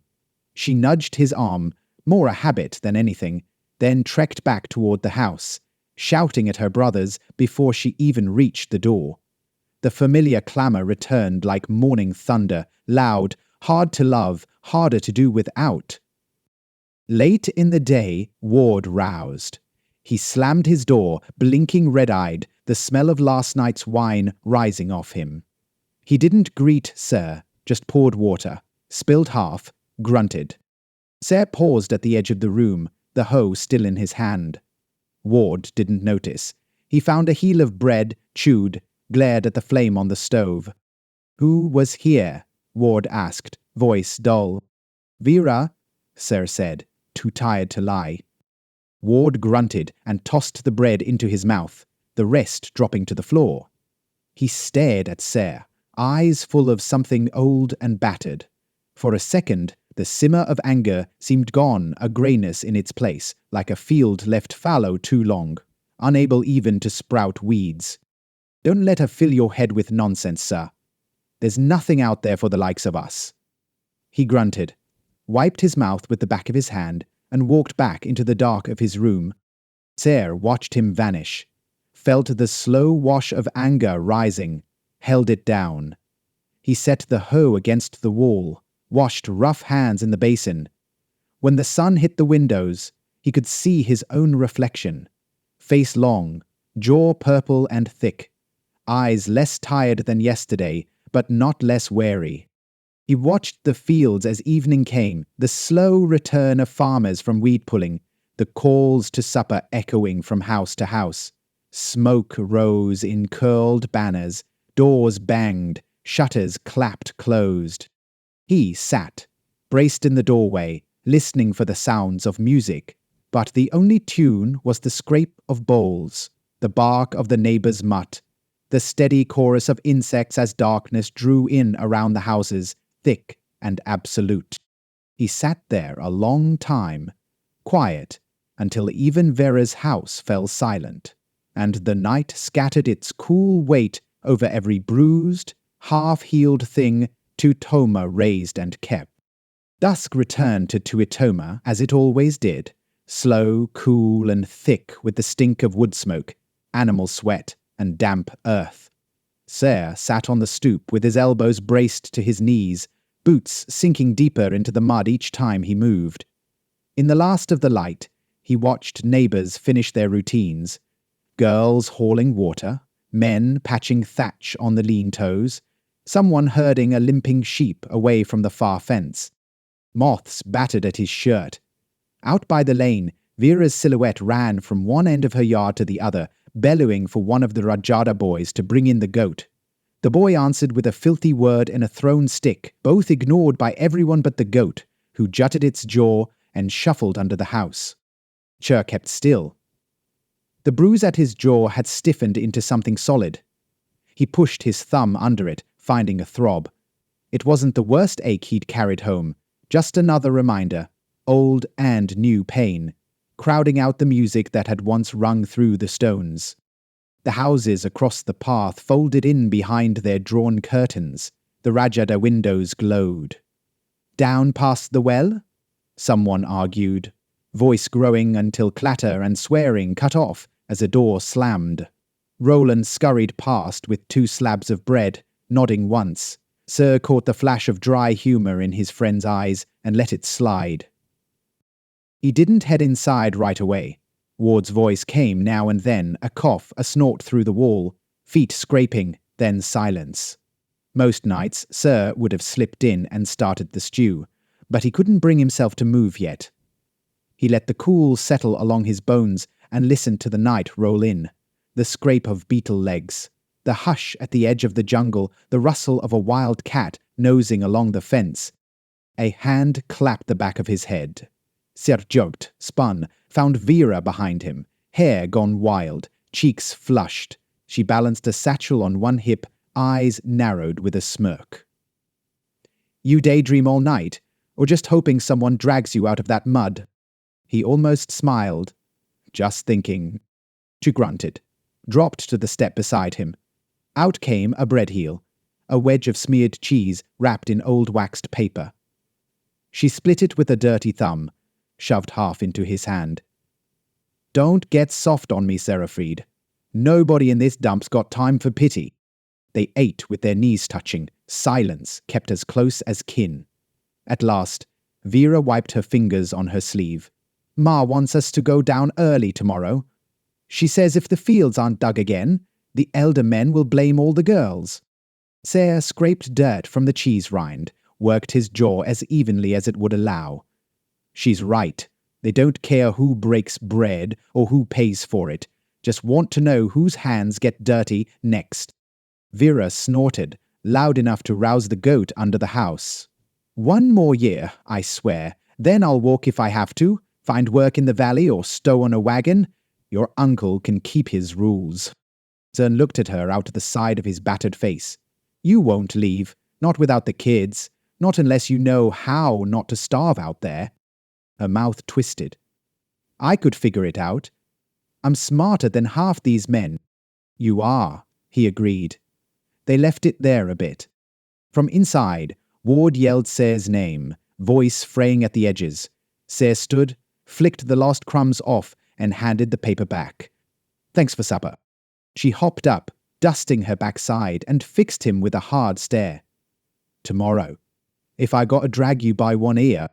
He headed inside. Ward hunched at the table, sweat slick on his neck, lip curled. "Where you been?" Ser rinsed cheese from his hands, forced his voice even. Outside with Vera. We've work in the morning. Ward sniffed, squinting, aching for a fight, but too tired to rise off his bench. Good. Some folks need to remember what work is. Ladled lightning cold stew from the pot, set bowl and bread where Ward could reach. He waited as Ward ate, jaw twitching with the rhythm of chews. When the old man finished, he pushed the bowl away. Sir scrubbed the pot, hands raw in the sandy water. Ward complained about politics, about the elders being fools, about the minstrels being nothing but beggars and thieves. Sir let the words fall and scatter. No answers, not tonight. Later, as Ward collapsed on his mat, Sir crept out into the yard again. Vera's house still tossed light from its window. Her shadows moved about the room, her brothers, her mother pinching off candle wicks. Far beyond, the jungle watched with 1,000 eyes he'd never see. There, in the yard, he leaned on the rough wood of the fence, felt the bruises at his jaw and in the old knots of his back. He looked up through the tree line, found a wedge of stars. His breath curled in the cold. The world spun on, uncaring, hungry, permanent. He stayed until the ground cooled under his feet, and only then did he finally step inside, letting darkness have the last word. Long before light broke behind Tuitoma's hills, Ser woke to the scrape of Ward's feet on the packed earth. Ward's silhouette crossed the doorway, shouldering a sack and muttering oaths. The old man's cough tore at the air. Without looking back, he trudged outside, boots slapping puddles from the night's rain. Ser listened until the door banged shut. He got up, stretched joints stiff from hard sleep, and spat metal-tasting dryness into a bucket by the wall. Rats scurried along the beams. The air held the stink of boiled greens and sour sweat. He found the clothes he'd left drying near the fire and pulled them on.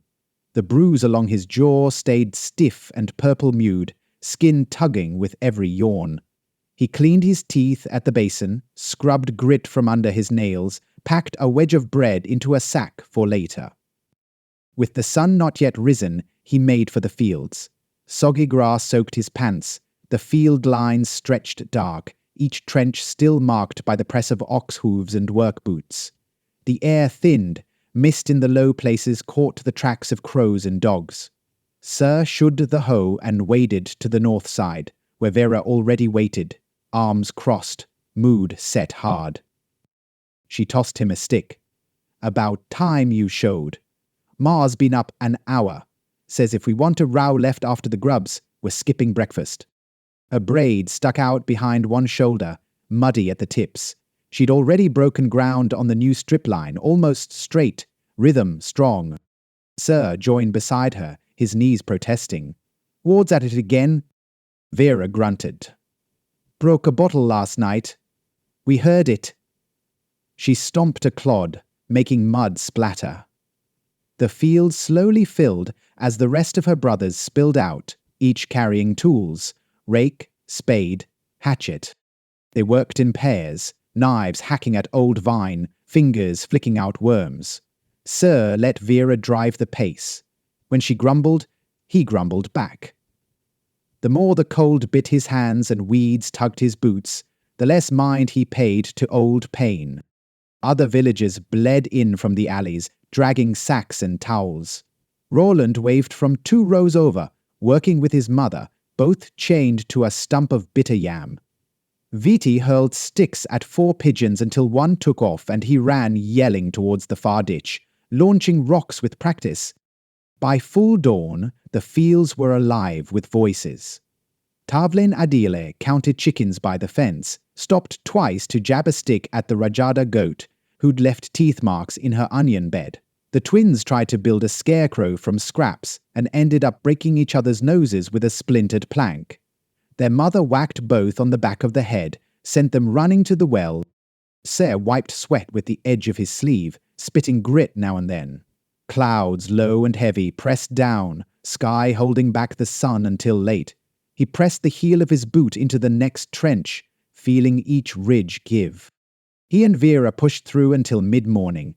When she called break, they plopped down on a stone at the edge of the beans. Their boots oozed mud. Birds darted between the furrows, pecking what they could before the kids shouted them off. Vera pulled bread from a pocket, ripped it in two, offered the bigger chunk. She bit, chewed, coughed at the dryness, found nothing better to say. Sarah looked back at the homes. Smoke from a dozen fires curled up and faded. The hall, its banners gone limp and streaked, loomed behind a haze of burning scrub. Vera poked at his boot with a stick. "You figure Ward'll make trouble at council tonight?" Sayre worked a bit of crust loose from his teeth. "He might. Nothing good ever comes of his speeches. He blames the minstrels for the fields running wild. Says if it weren't for outsiders, Afrity'd be richer, and we'd all have less mud under our nails." She mumbled. "He'd blame the moon if he could reach it." Duh, half smiled. He felt his lip crack. Vera glanced sideways. "He hit you bad this time?" Sir shrugged.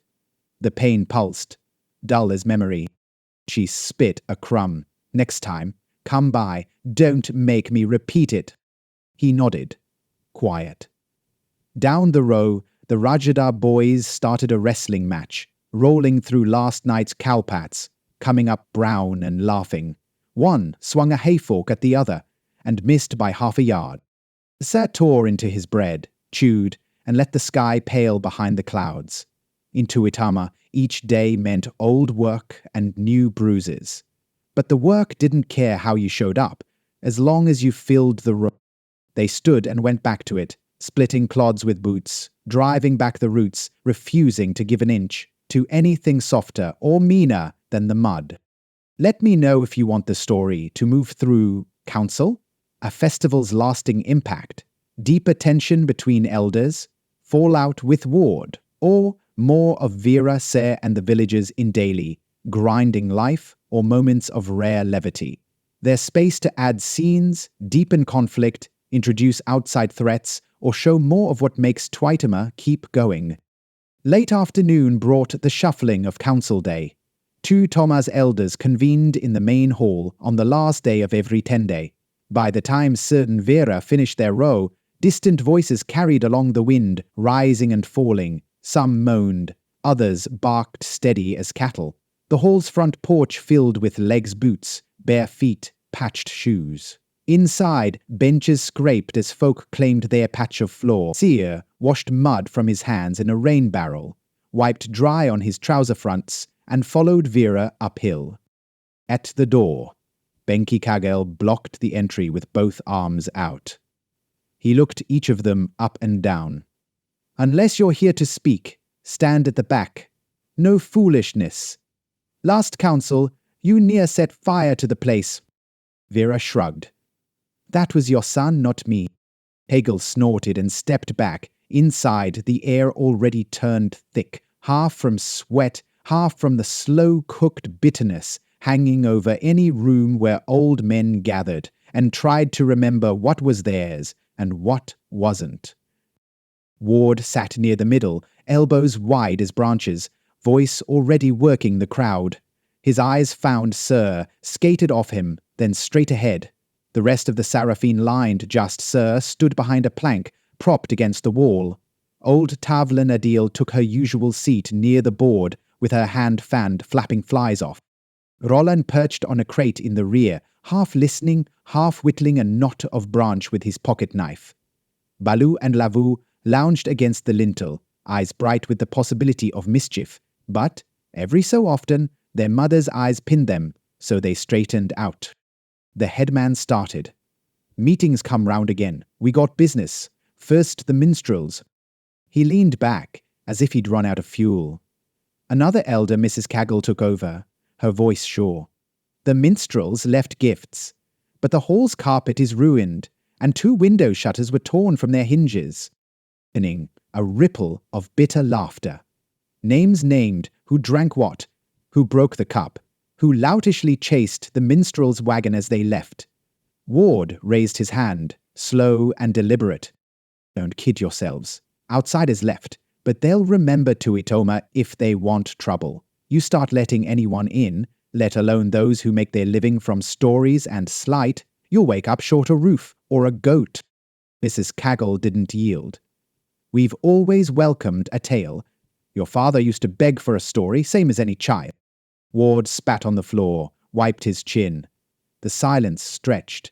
Sir pressed his fist against his thigh, slow, keeping his face empty.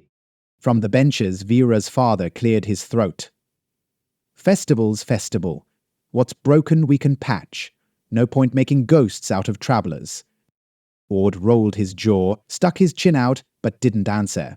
The talk shambled onward. Who owed what for the pie, whether the north fence could wait another week, which family claimed the berry patch just past Kegel's field. Each issue went 3 rounds. Blame, argument, a squeeze of laughter. When it came to payment for the minstrels, Ward made noise. Stories don't buy bread. I'd rather see our coin stay in the granary. Sayre caught the edge in his uncle's voice. Everyone else did too. Balu coughed into his sleeve. Roland's knife dug deeper into the wood in his fist. The rest let it pass. Counsel always more bark than bite. By sundown, business dried up. Tavlin nodded off, her fan listing in her lap, hair a white halo. Viti snuck behind a bench and yanked Lavu's belt till the buckle snapped. No one noticed, except Lavu, who whacked him on the back of his head. Talk dulled who would sweep the hall, whose turn to fix the leaking well. On and on. Ward lingered after the more sensible folks had left, arguing about oxen and seed rights with the headman. Sir watched him, saw the words wind into circles and shrivel, leaving only Ward's stubborn frown and empty hands.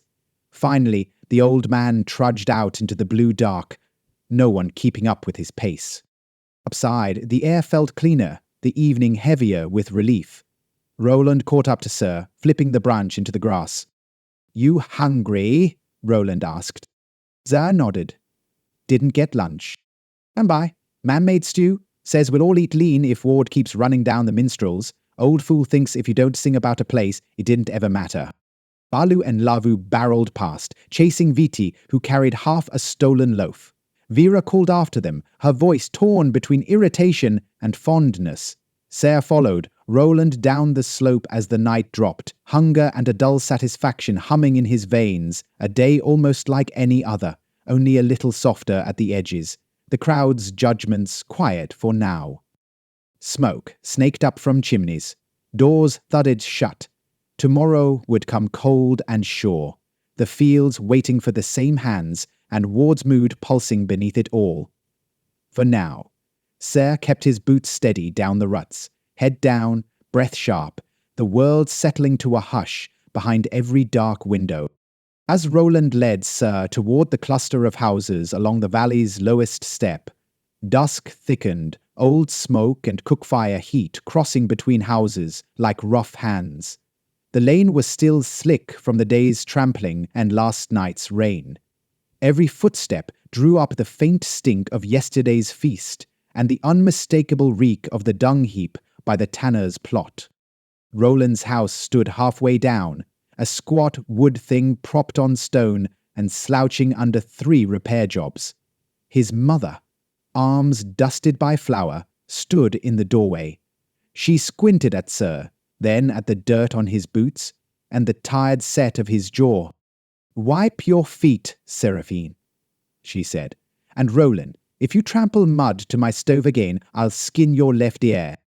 They did as told, slipping inside where the air was dense with boiled onion and the tang of boiled pork bones. Roland's sister picked string from a ball of cheese, then tossed it to the cat on the window shelf. The old man, Roland's uncle by marriage, sat facing the hearth, pipe cold in one hand, eyes following Sir a moment before drifting back to the flame. The meal was quiet, only the scrape of spoons, the odd grunt from Roland's uncle. Sayre ate slow, letting the broth soothe his teeth and jaw. Roland's mother pitched him seconds, barked at Roland to keep his elbows close, smiled a thin slant of thanks for whatever help Sayre had given that day, even if it wasn't much. After, Ser helped clear the bowls. They worked quick, hands bumping, working out a rhythm. Roland wiped his hands on his shirt and nudged Ser's shoulder. "You coming to the well?" Ser nodded. The chill outside caught in his collar straight off, but the night was still, stars making pinpricks in the holes between the clouds. By the well, a few other boys loafed, passing a jar between them, milk or the last of the wine. Ser couldn't tell and didn't ask. Baloo was there, a scrape on his chin, dirt on his knuckles, trying to win a slap game against Lavu and failing with every try. Viti ran laps around the well, daring anyone to catch him, laughing wild, breath steaming. The boys talked about nothing. Roland started it, asking if anyone else had seen the mark left by the minstrel's wagon, an odd rut cutting through the back track, leading up toward the old wash. Lavu said he saw a bunch of feathers at the edge of the field. Baloo bragged about how his mother had almost caught one of the minstrels pinching stones from the wall for their juggling. Viti, not to be topped, said he'd stolen a ribbon from the lead muse's own mask. He flashed a strip of red to prove it, waving it in front of the others, then tucking it into his sleeve when Lavu tried to grab it. They moved on to stories of the council, who blamed what, who called which neighbor a thief. Ser didn't add much, except to shake his head when someone asked if his uncle was as mad as ever. Roland offered. He wore himself out tonight, fought Mrs. Kegel and the headman both. Ought to let him sleep 2 days, if we're lucky. Or he'll just dream himself angrier, Lauru said, and all the boys groaned, because they knew the type. A hush landed as the air cooled. Hens called from their perches, dogs barked down the lane. One by one, the others drifted home, Viti last, running off at a full break when someone's father shouted his name. Baloo limped away with a stone in his shoe. Roland said good night at his gate, leaving Ser to take the longer way back to the edge of the village. He took his time, hands in pockets, feeling out the new aches in his knees. Passing Vera's fence, he heard the last scraps of her family's laughter, the kind that rolled in near sleep, growing slower, trailing out as doors swung closed and the lamps blew out. At the Sarrafin house, only one lamp glowed. Ward didn't greet him. He heard movement, a muttered curse as the old man bumped a cup to the floor, but no words came Sarah's way. He kept to himself, stripped off boots by the door, wiped dirt from his face, and crawled onto the mat by the back wall. That night, the house remained silent. Ser let the hush soak in. Above, the wind pressed the thatch flat, but brought no rain. Inside, his head rested between his curled arms, and despite the throbbing at his jaw and the roll of new bruises gathering, his breathing slowed. The village slept. Even Ward. Even the stray goats wandering in the lanes. The foxes pawing at the refuse outside the old laundry. In the dark, Ser's mind drifted over faces, songs, the taste of bread and stew, the press of mud underfoot, the way Vera's hand had brushed his. He let these things shape the hours, loose and formless, until sleep found him not sad, not hopeful, just alive and awake in the world, waiting for whatever the next morning ground into him. There woke to the sound of rain drumming on bare earth, heavier than yesterday, soaking everything, the sun never quite dried. In the dimness, his uncle's snores rattled like gravel in a metal pail. He blinked at the ceiling, mud and straw, water crawling down a line of sagging reed. His cheek had stiffened through the night. He prodded it with 2 fingers, found the sore, and left it be. He dressed quick, shoulders hunched. The house was cold with last night's smoke. Everything inside smelt of sweat, smothered coals, half-dried socks hung near the stove. Ward didn't stir as Ser slipped out. The yard squelched under his boots. Rain hit the bins and sheets hard, bouncing fat drops into his cuffs. He forked what slop was left to the pigs, the boar rooting too deep for clean scraps. The hens didn't fuss, just stood in a knot near their lean-to, feathers spiked and drooping. Past the fields, the jungle's edge blurred in the grey. All leaf and mud and trunk, heavy with heat below and chill on top. Work got done whether the rain called for it or not. Sarah fetched the hoe, dragged the old barrow in a slow grind up the path. Every rut was filled with brown water. The row near the cane patch needed clearing of roots. A tangle from last year that never softened, just grew tighter and wetter. He made himself keep a rhythm. Hack, turn, clear, toss. He worked the first hour with no words, breath hissing. His hands went raw, mud layering each palm, the skin inside his shirt damp and cold. Now and then, he lifted his head to wipe rain from his eyes. A shout pulled him up. Vera trotted down the track, wrapped in a quilted shawl, hair darker in wet strands, her boots splattered to the ankle. "Hiding out here?" she called, voice thin under the rain. He answered by lifting the barrow, letting the noise do his talking. She set herself at the next row, tearing weed from the stalk, fingers quick and uncomplaining. For minutes they worked like that. Whenever a bird flitted up, she threw a clump of dirt at it, missed, but kept trying, grinning at her own stubbornness. When their arms burned and backs ached, they huddled under the awning of the old pump shed, knees knocking.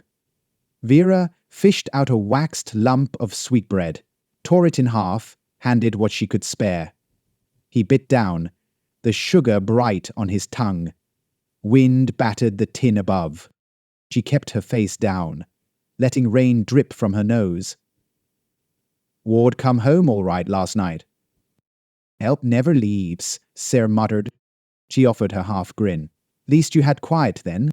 He wiped his mouth on his sleeve, thumb resting on the bloom of bruise peeking down his jaw. Vera didn't look. Her own hands bore new scrapes, a dark cut across the knuckle.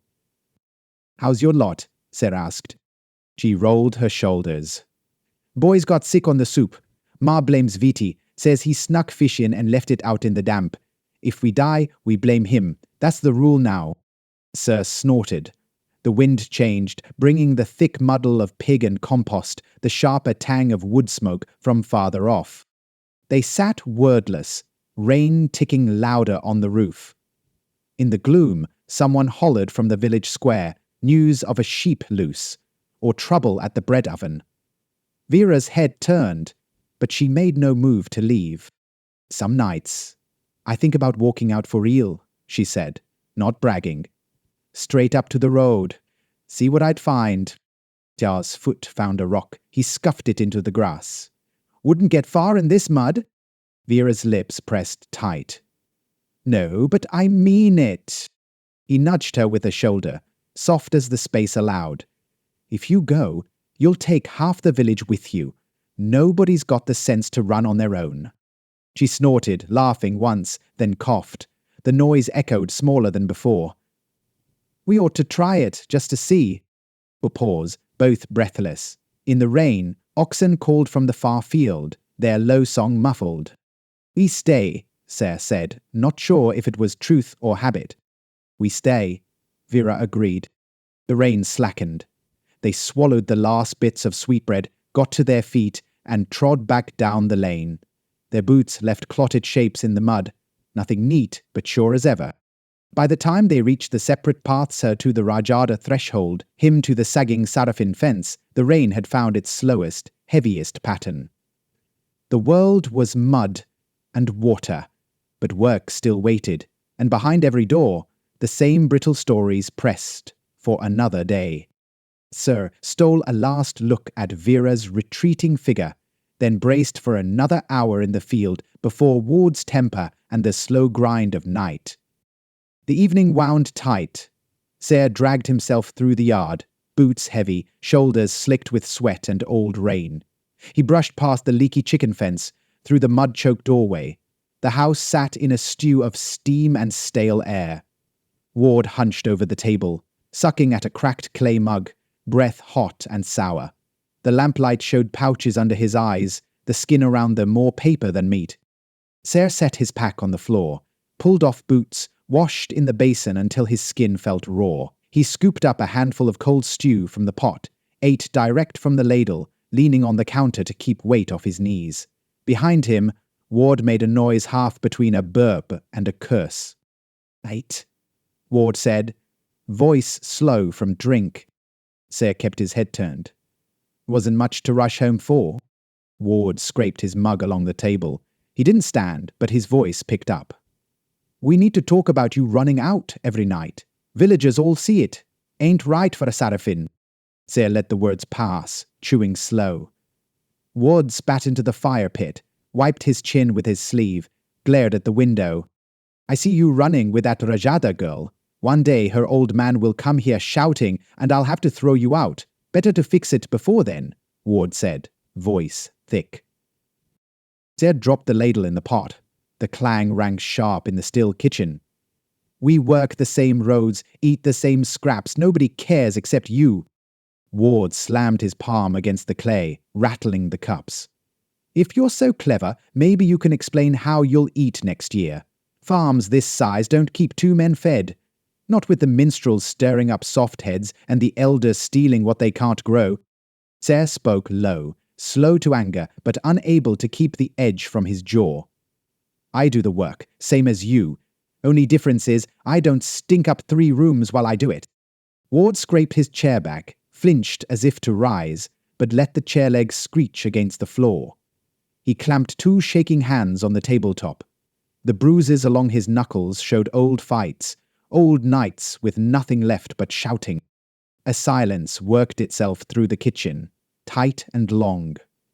Sir wiped his mouth, rolled his shoulders, clutched at the pain in his jaw. The air between them stayed cold and bruised. Ward shook his head, his glare gone flat. Just remember whose roof you eat under. He set the bowl down, stared at the window. Far off, a dog barked. Lamps flickered in the lane. Vera's house shone gold behind the drawn curtain, voices sharp and clean. His uncle worked his jaw, muttered against the table, poured another half cup of firelight with a trembling hand. Sarah didn't talk more. He rinsed his bowl, wiped his hands, took the old coat from behind the door. Ward kept to his complaints, voice dull and tired, eyes muddy. Sarah slipped outside. The yard brimmed with quiet. Frogs calling from the roadside, rain sluicing through the gutter where the eaves drooped, distant kids laughing 2 houses down. He sat on the broken step, knees to chin, feeling every pulse of ache. The village had settled into evening routines. Roland's place sent up smoke. Balu and Lavu played at pelting a tin with mud balls near the well, their shouts tallying each hit. Someone sang quietly, 2 houses away. A half-familiar tune. Vera padded out from her porch, headscarf pulled low, hugging her arms to her chest. She passed close and offered a nod, nothing more before ducking inside, door creaking on old hinges. Sarah watched the lane drain away in blue shadow, the festival's memory washed deeper under layers of new chores and older arguments. He listened to his own breath, hands balled in the pockets of the coat as the chill nipped under the collar. The night gathered Tuitoma into itself, piece by piece, until only the smallest sounds lingered. A tired man's cough, the flick of a match behind a curtain, the lull of boots knifing mud. Sir held his place, waiting for his back to loosen, his heart to slow, or the last lamp to go out. Inside, Ward coughed and knocked a cup against the wall. The noise rattled for a moment, then faded. Sir let himself feel nothing, just cold. Hunger, and the careful silence that always came when there weren't enough words left in the world to fill a room. The house went still. Sir listened for footsteps or another outburst. Ward's groan stayed behind the walls. A single bug ticked at the glass. The stew on Sir's tongue tasted like water and root. He chewed the last bit and set his bowl aside for cleaning in the morning.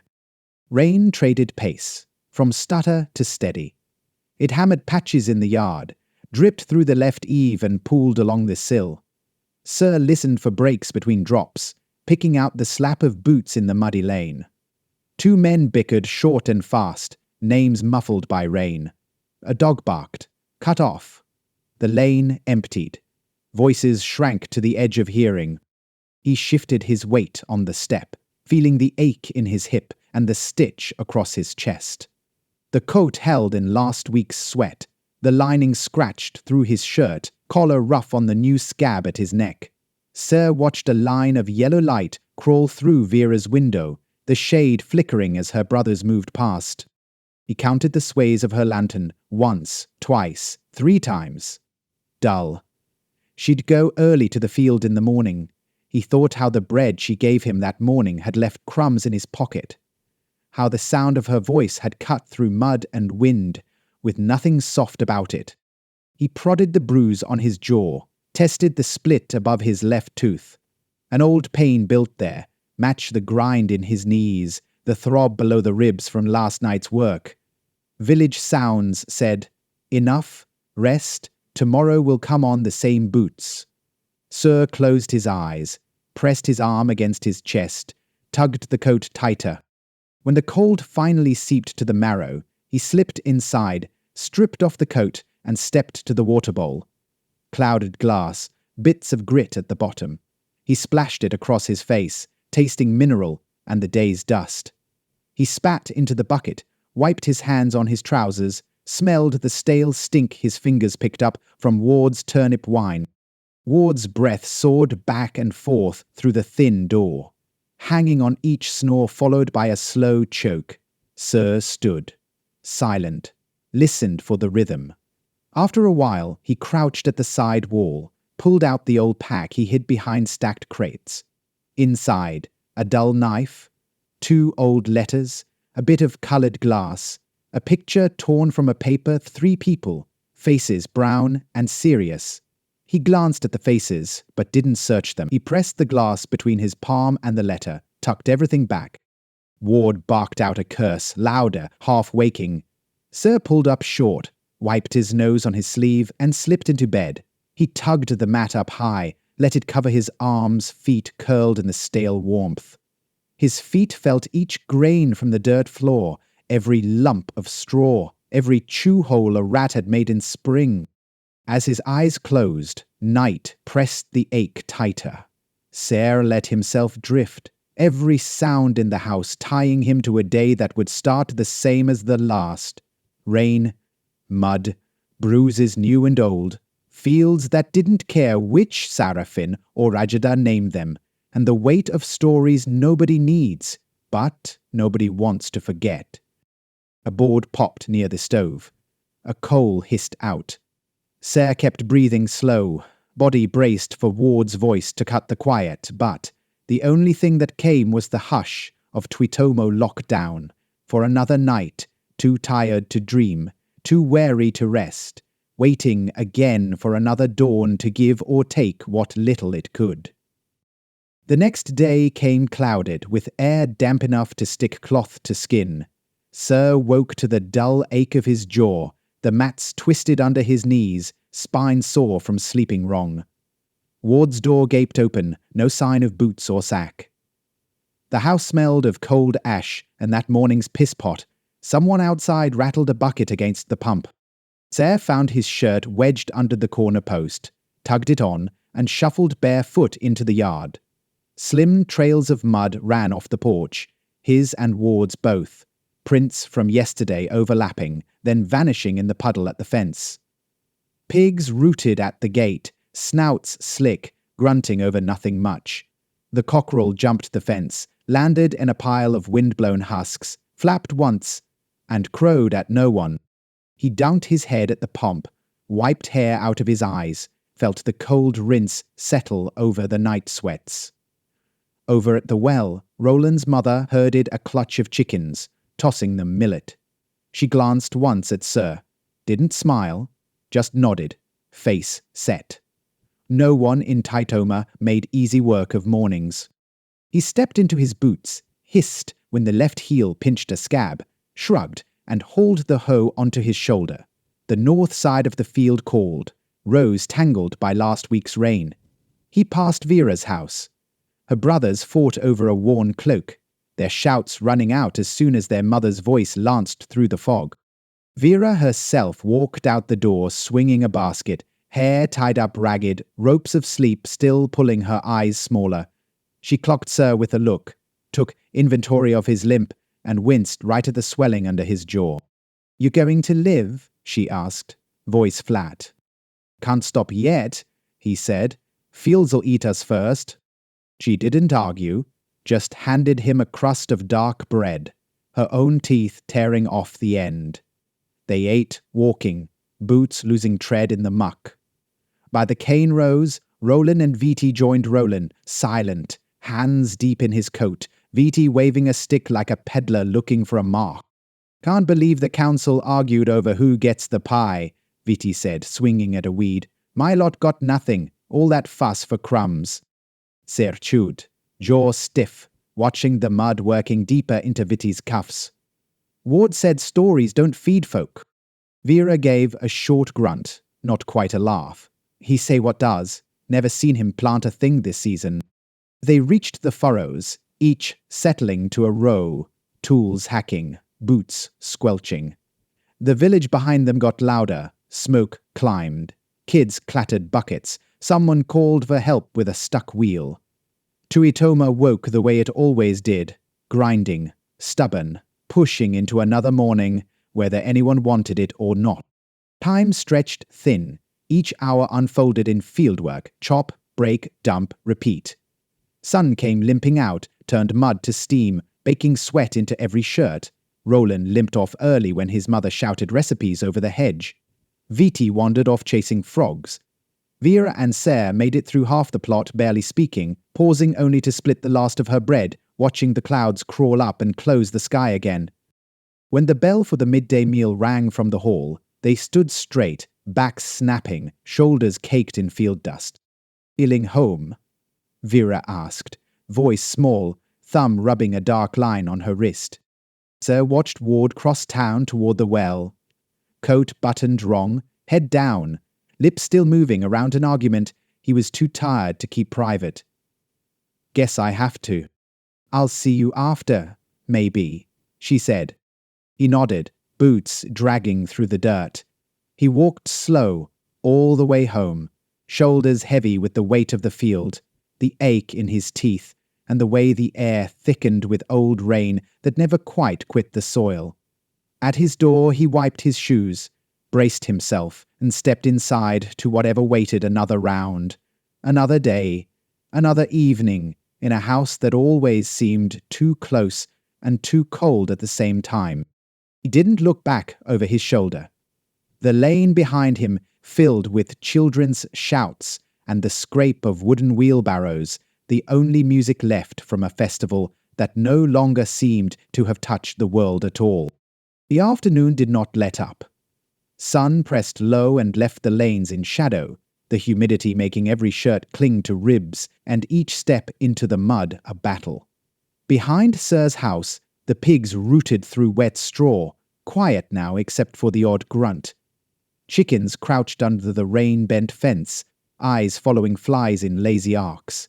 Drips from the eaves kept time with a memory Sir could not shake, the drumline of festival clapping swallowed in this sodden quiet. Across the village, festival detritus still coloured the mud. Lime-green bunting drooped off the gutter at Caggles. A pair of cracked masks hung from the smith's nail. Wax puddled into the ruts where dancers had once cleared a space.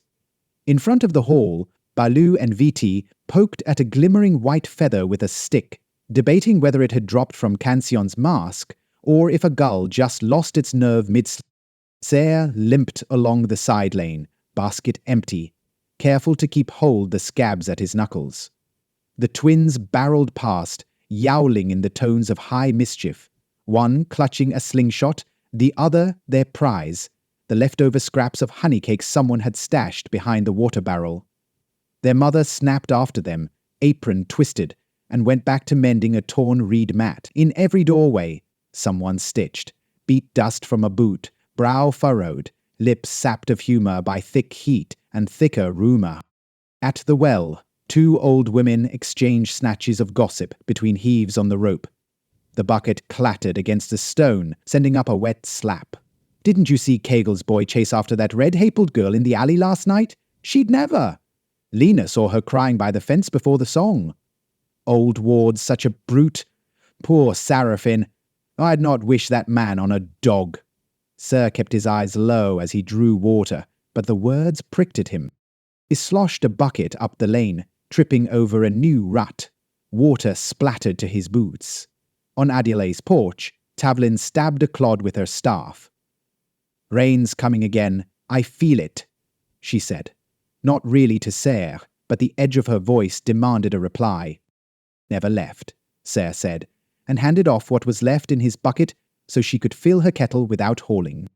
When he circled by the Rajada fence, Vera waited with arms crossed, stance wide, watching her little brother try to rope their goat into the shed. The animal bucked, head low, legs wide, and the child braced, red-faced, teeth bared. The rope snapped free and the goat darted, nearly toppling Vera. She shoved her hair back, made no move to help. Sir leaned against the gate, always the goat. Vera grunted, flicked mud off her fingers. "He's got more sense than the rest of my brothers together. Ma says if he learns the door latch, maybe he can take over the house." She jerked her chin at the duckboard. "You see all the streamers picked up? Viti says he's going to sell them for copper pieces in the square." Sir snorted, glanced at the worst knot of rags tangled in the fence. "Like anybody'd buy that." She shrugged. "Viti's never let the truth stop him before. Roland says he's trying to save enough for boots without holes." They watched her brother wrestle with the goat. 2 chickens joined the melee, pecked at loose scraps, their wings drumming. Across the fence, the twins threw pebbles at each other's hats. Each miss a new round of curses, each hit a victory. Vera cocked her head, listening past the noise. "You hear what they're saying about the minstrels?" Sir shook his head. "Nelly say Mrs. Caggle found a bolt of cloth missing from the storeroom. Figures outsiders went off with it. Roland heard them at the council, arguing over whether to call for a patrol from a ferret or just chalk it up to luck."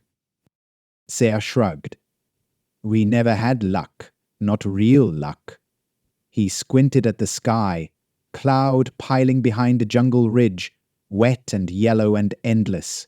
If a patrol comes, it's because someone wants an excuse to stir dust. Vera's mouth pressed thin. Kegel's grandson's been squirmy all day, hiding out back every time his gran yells.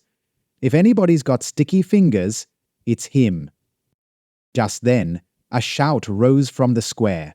Balu sprinted past, mouth full of berry skin, waving a lump of string. Lavu barreled after, hands red with stolen fruit. Behind them, Mrs. Caggle's curses bloomed over her ruined garden. She stumbled into view, waving a reed broom, face beet red. Viti, at a safe distance, mimed a dirge on a driftwood flute. Nobody stopped to help. Inside every home, the old festival ring lingered. Sweet oil clung to window ledges, wax pooled in corners, feathers and bits of dye stained the clothesline ropes. Small children squabbled over mask fragments. 2 babies bawled out their hunger while mothers ignored them in favor of the slow politics of bread dough. Even the dogs moved slow, tongues lolling, hip bones sharp from the summer's tightness. Near the well, 2 old men pored over chalk lines on a slate, measuring the cost of new thatch versus borrowed bundles from council stores. "Can't trust rain, nor council promises, never could," one said, jabbing a knot on the drawing. Down by the smithy, Caggle hammered a horseshoe, sweat stinging the inside of his collar, pausing only to eye a boy trading sticks for the battered old bolts that came from the minstrels' wagons. "No good comes from strangers," he muttered, loud enough for the yard to hear. At mid-dawn the sky darkened. Children scattered indoors, fires lit in every main room, kettles clattered against iron grates, windows pulled tight. Boys had started a dice game under the eaves of the hall, pooling together copper and shell. Lavu lost twice, cussed, lunged at Viti. Balu broke them up, took the pot, and got chased. Sarre ducked under the Rajada roof when the sky opened. Thunder shook dust from shelves. Vera's mother handed around the last of the boiled roots. Vera's brothers slouched in from the goat yard, splattered thick with new mud. Sarah stood awkward near the stove, elbows tight, while Vera's mother worked a spit through an onion and didn't look up. The soup steam closed around Sarah's head, thick with pepper, bitter with root. Vera nudged a mug his way. "You look like death, Sarrafin." He grinned, not showing teeth. "Bring me back with soup." The storm kept them inside, nothing to do but scrub hands and watch window panes fog. In the corner, Vera's youngest brother mimed Kankyan's mask, stomping in a circle, belt tied around his brow, humming the creation song until the others threw peels to make him quit. Vera's mother rolled her eyes, corrected his posture, straightened the belt. "If you're going to mock the muse, at least do it with your back straight. Kaggle may have no class, but you can keep your own." Above the racket, Vera's father lit a pipe, crouched in the doorway, as if guarding the world from further nonsense. Outside the rain, inside the boom of voices. Sarah let his mind move slow. He soaked bread in the soup, tore it with sore fingers, allowed warmth to fill new bruises and old places left hollow. The house filled with the sound of meal and noise. Cups clinked, bread broke. When the storm passed, Sarah took the trail out under dripping leaves. The mud gathered in fat puddles, each print a dark echo of passing. He found Balu and Roland at the back fence, poking the last of the sticks into a wasp's nest, daring each other to touch closer. The game broke up quick when a snake slithered out, slow as rope, and the boys ran for the road, screaming half in fear, half in thrill. Not far off, old Tavelin called for help. Her fence had slumped in the rain. Sir sloshed over, bracing the planks while she wrapped cord and cursed each knot. She eyed his jaw once. "He's still hitting you, boy?" He didn't answer. She spat over her shoulder, shook a bony fist at the Adile roof. "Men without wives turn rotten, every time." She jerked the cord tight. "You come round if he gets mean. Bring your own spoon, I don't share." "I know," Sarah said. She nodded and let him finish the cord, her hands steady, even in the shaking wind. Toward dusk, Sir headed back toward the hall. Smoke hung low, traces of last night's argument clung to the eaves. News had spread. Someone saw a shape moving beyond the field at the edge of Tuitoma, something not quite animal, not quite wagon. The stories rolled from one house to another, maybe a fox, maybe a sick dog, maybe one of the minstrels, lost behind, maybe something else. At the hall, the council's oldest headman, Kaggle, Mrs. Kaggle, a few more stood close and low, voices dropping in the storm's wake. Sir kept to the shadow under the overhang, listened without meaning to. Says they left more tracks than oxen. Gate not locked. We should send a watch tonight. Like that's worked before. We haven't lost anything but a bit of old cloth and pride. One elder coughed, spat out the side door. "I'll take the first round. Nobody wants to stay up, but nobody wants to be first to find out as strangers come back." Inside, Balu's mother argued with the breadwomen, counting coppers, splitting bills for ruined flour. In the lane, Lavu and the twins plotted with Viti to sneak a cup of dried wine from Kagel's stores, daring each other. By dark, the whole of Tuitoma drew in again. Doors slammed, lamps lit, arguments muffled, laughter broken by thunder. Viti darted past Sarah in the last streak of light, fists clenching, a red streamer and a half-empty flask, yelling nonsense, until a neighbor barked to quiet, and he vanished. Sarah watched the last shimmers fade from Vera's window. He nursed another sore in his jaw, tongue worrying at the raw edge. Ward's silhouette loomed behind a curtain at home, face still red, hunched tight around a small flame. The old man paced, argued with invisible enemies, punched the air, then slumped again, small and mean as a shadow. The stew closed up the yard, drove the gate deep, threw another wedge in the latch. In his uncle's house, he washed mud from his hands, knuckles rough and red, numb to pain for the moment.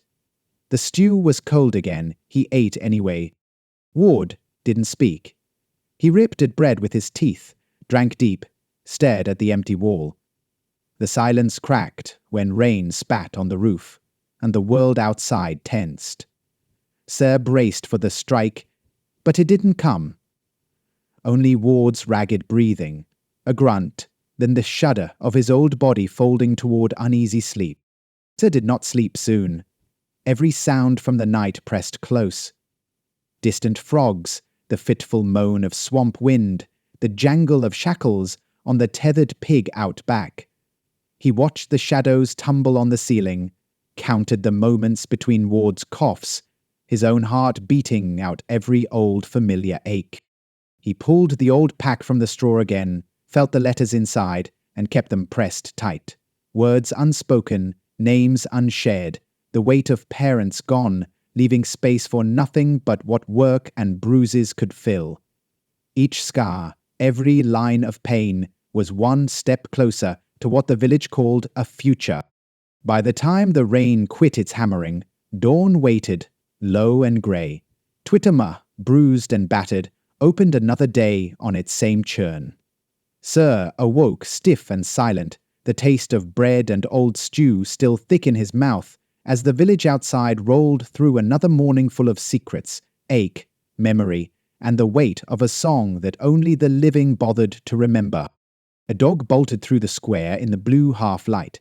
Sir watched it spook a group of pigeons from the roofline, feathers rattling in the puddles. At the well, a pair of old women passed a chunk of cheese back and forth. Dried crust broke under their thumbs, crumbs flicked to their ankles. They traded soft, sharp words about lost ribbons, watched the smoke crawling from the hall, and finished with their heads close. A racket at the smith's hatch caught his eye. Viti and Lavu hung upside down from the joist, their feet roped with a cord that wouldn't have held a real thief for a minute. Kaggle came after them, the hammer in one hand, apron full of bent iron in the other. "Swear to all the gods, you two come near my oil again, and I'll tell your da to use you for scarecrows." Lavu twisted free, dropped hard, smacked mud across his trousers. Viti flailed, laughed, then dangled, waiting for mercy that didn't come. Balu half-heartedly dragged a plank across a rut, tried to splinter the worst bits with a rock. The Rajada goat bleated at the fence. Vera's brothers slopped buckets over the stoop, arguing about who lost the new knife. Vera herself worried at a battered basket, picking through beans, tossing out shriveled ones. She called across to Sir with her eyes, then went back to sorting, jaw set, rhythm unbroken. By noon, the children had turned sullen. Clouds pressed low. 2 council elders hobbled through the field, stepping careful, muttering about footprints, arguing over who ought to pay for repairing the gate by the southern plot. Atop the ridge, Roland squatted with his hands dirty. He scraped letters into the dust with a stick, squinting, lips moving silent. Every so often he glanced up, caught Sir watching, scrubbed out the marks, and set to drawing again. Tavlin shouted for help. Her hens had scattered, pecked another woman's shoelace to shreds. Vera's youngest brother ran shrieking after a spotted piglet that slipped from a basket meant for the stew pot. 4 other children joined, barking at the animal until one tripped into a barrel, tipped water across the yard, and howled about it louder than the rest. Rumour moved under every window, who had started singing first, were the Cancion's people left with more than their pay, if Kegel's grandson was hiding that missing cloth. Roland's aunt made rounds with a plate of fried white root, collecting stray gossip for her own stew. She listened, smiled, and pressed each story flat, never missing the smallest detail. An elder from the outlying huts strode along the lane, cloak pulled to his jaw, cane poking holes in the mud. He paused at each porch for a word, always brief, always with one wary eye on the jungle's edge. When he stopped at Ser, he only nodded, looked past him, and trudged to the next house. By late afternoon, chores slowed as heat pressed between the houses. The ovens in the hall kicked out thick, sharp clouds that stuck to every shirt. Out by the Adil coop, Vera wiped egg off her skirt, glared at the clucking hens. She muttered about running for the river, taking every girl who could walk. Sir, raking bean rows, muttered about following her, but only a step behind. Just before dusk, the north fence snapped loose at the post. 2 oxen lumbered through, tails swinging, mines on the sprouting greens inside the square. Sir belted the old rope around the post, braced his feet, and pulled the rail back. Charvlin swore at the animal, chased it with a willow branch, her curses stringing longer than her arm. Roland and Balu ran up, hands out, shouting nothing at all. It took 3 men and a piece of oil cake to corner the ox, Vera's brother hurling himself over the tail to grab its collar. In the scramble, Balu cut his palm. Blood fell to the dirt, bright and short-lived. Roland spat on it, made a rough patch with his shirt, and grinned at the mess. They left a trail of muddy handprints as they headed back to the well. Distant screech rose from the baker's house fire smell, not strong, but enough for a clutch of women to bolt outside, waving towels. Black smoke traced up one wall. Tablin whacked at the sparks with a wet coat. Someone dumped a bucket over the sill, steam chasing the worst of the ash. Vera's mother took charge. By the time Ward limped around the corner, it had been handled, the whole mess left for tomorrow's cleaning. Sarah's hands packed black earth into the breach at the fence, pressing with their heel and thumb, scraping under fingernails as the light failed. A cold sweat worked up from his back. Words from the square carried over vacant lots, all the things not forgotten or forgiven, stitched into every break. Dinner was salt bread, a few slivers of charred beet, a mug of thin soup that tasted of nothing but wood. Ward glared at the table, eyes red and glazy, mouth pulled thin as fence wire. His hand shook around the mug, upending half before he could drink. Seer watched the old man chew, set his own bread down, waited for another outburst. Ward said nothing, not even when thunder shuddered past the lamplit window. As night thickened, the wind pulled at the edges of the roof, slapped against the patch above Sayre's head. The lamp spat smoke. He tucked into the mat, back to the kitchen wall, knees up, hands curled to chest. Rain drummed, cold as a secret. From across the room, Ward began again, quiet at first, cursing in sleep, then a full breath, a grunt, a muted howl into his fist. Sir shut his eyes. His hand drifted to the rough pack beneath the plank, fingers finding the edges of his father's old knife and the bent scrap of his mother's cooking spoon. Not for hope, just to remember what hands had built, what hands had failed. In the lane, laughter ran a while longer as the boys made a last bet by lantern night. Roland betting on a worm in a jar, and Viti threatening to eat it whole. The twins howled, one stomping mud on the other, neither willing to quit, before one got cold and filthy and ran crying to a mother who'd only roll her eyes. Far off, a branch snapped. The oxen grunted in their pen. The night pressed in, sticky and dense, fretted with voices, thinned with wind. Sir let the day fall away.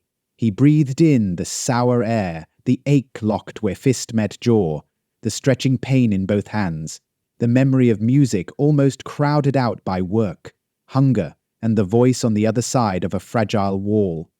The house eased into that kind of sleep where every sound threatened to cut. The rain kept at it. Somewhere near dawn, a rooster called too soon, and nobody answered. The mud beneath the houses shifted, cold and deep. Tuitoma's next day waited, the steps of its waking slow and sure in the dark, with Sayre at the edge of his mat, listening, flexing his hands, and knowing nothing had closed, nothing had healed. Morning light dragged its way across the walls, grey through the wet. The shadows hung low, table, stove, Ward's heavy boots by the door. Sayre lay half awake, body aching. A rind of cold sweat stuck him to the mat. He listened to Ward's cough scrape around the stove corner and then die off, thick and damp. The house smelled of rain-soaked mud, bread crust, and last night's sour soup. Sarah got up, washed at the bowl, and held stone-cold water in his mouth until he spit pink in the drain. The bruises under his jaw looked old now. A cut at his cheekbone throbbed hard when he bent to lace his boots. Outside, roosters barked. The lane was a soggy rut. Sir trudged around puddles, stepping over last night's fence patch. He grabbed the old shovel from the shed and chopped at the drainage hand, dug along the yard's low corner. Water pooled, thick and brown, glinting in the weak dawn. Vera's mother hollered at the boys to carry ash buckets. Tavlin cussed at a brood of wet hens. Roland's father called after a pig that had worked its way past the patch fence, barreling into cabbages. The whole of Tuitoma, wiped raw by the rain, grumbled and pushed forward.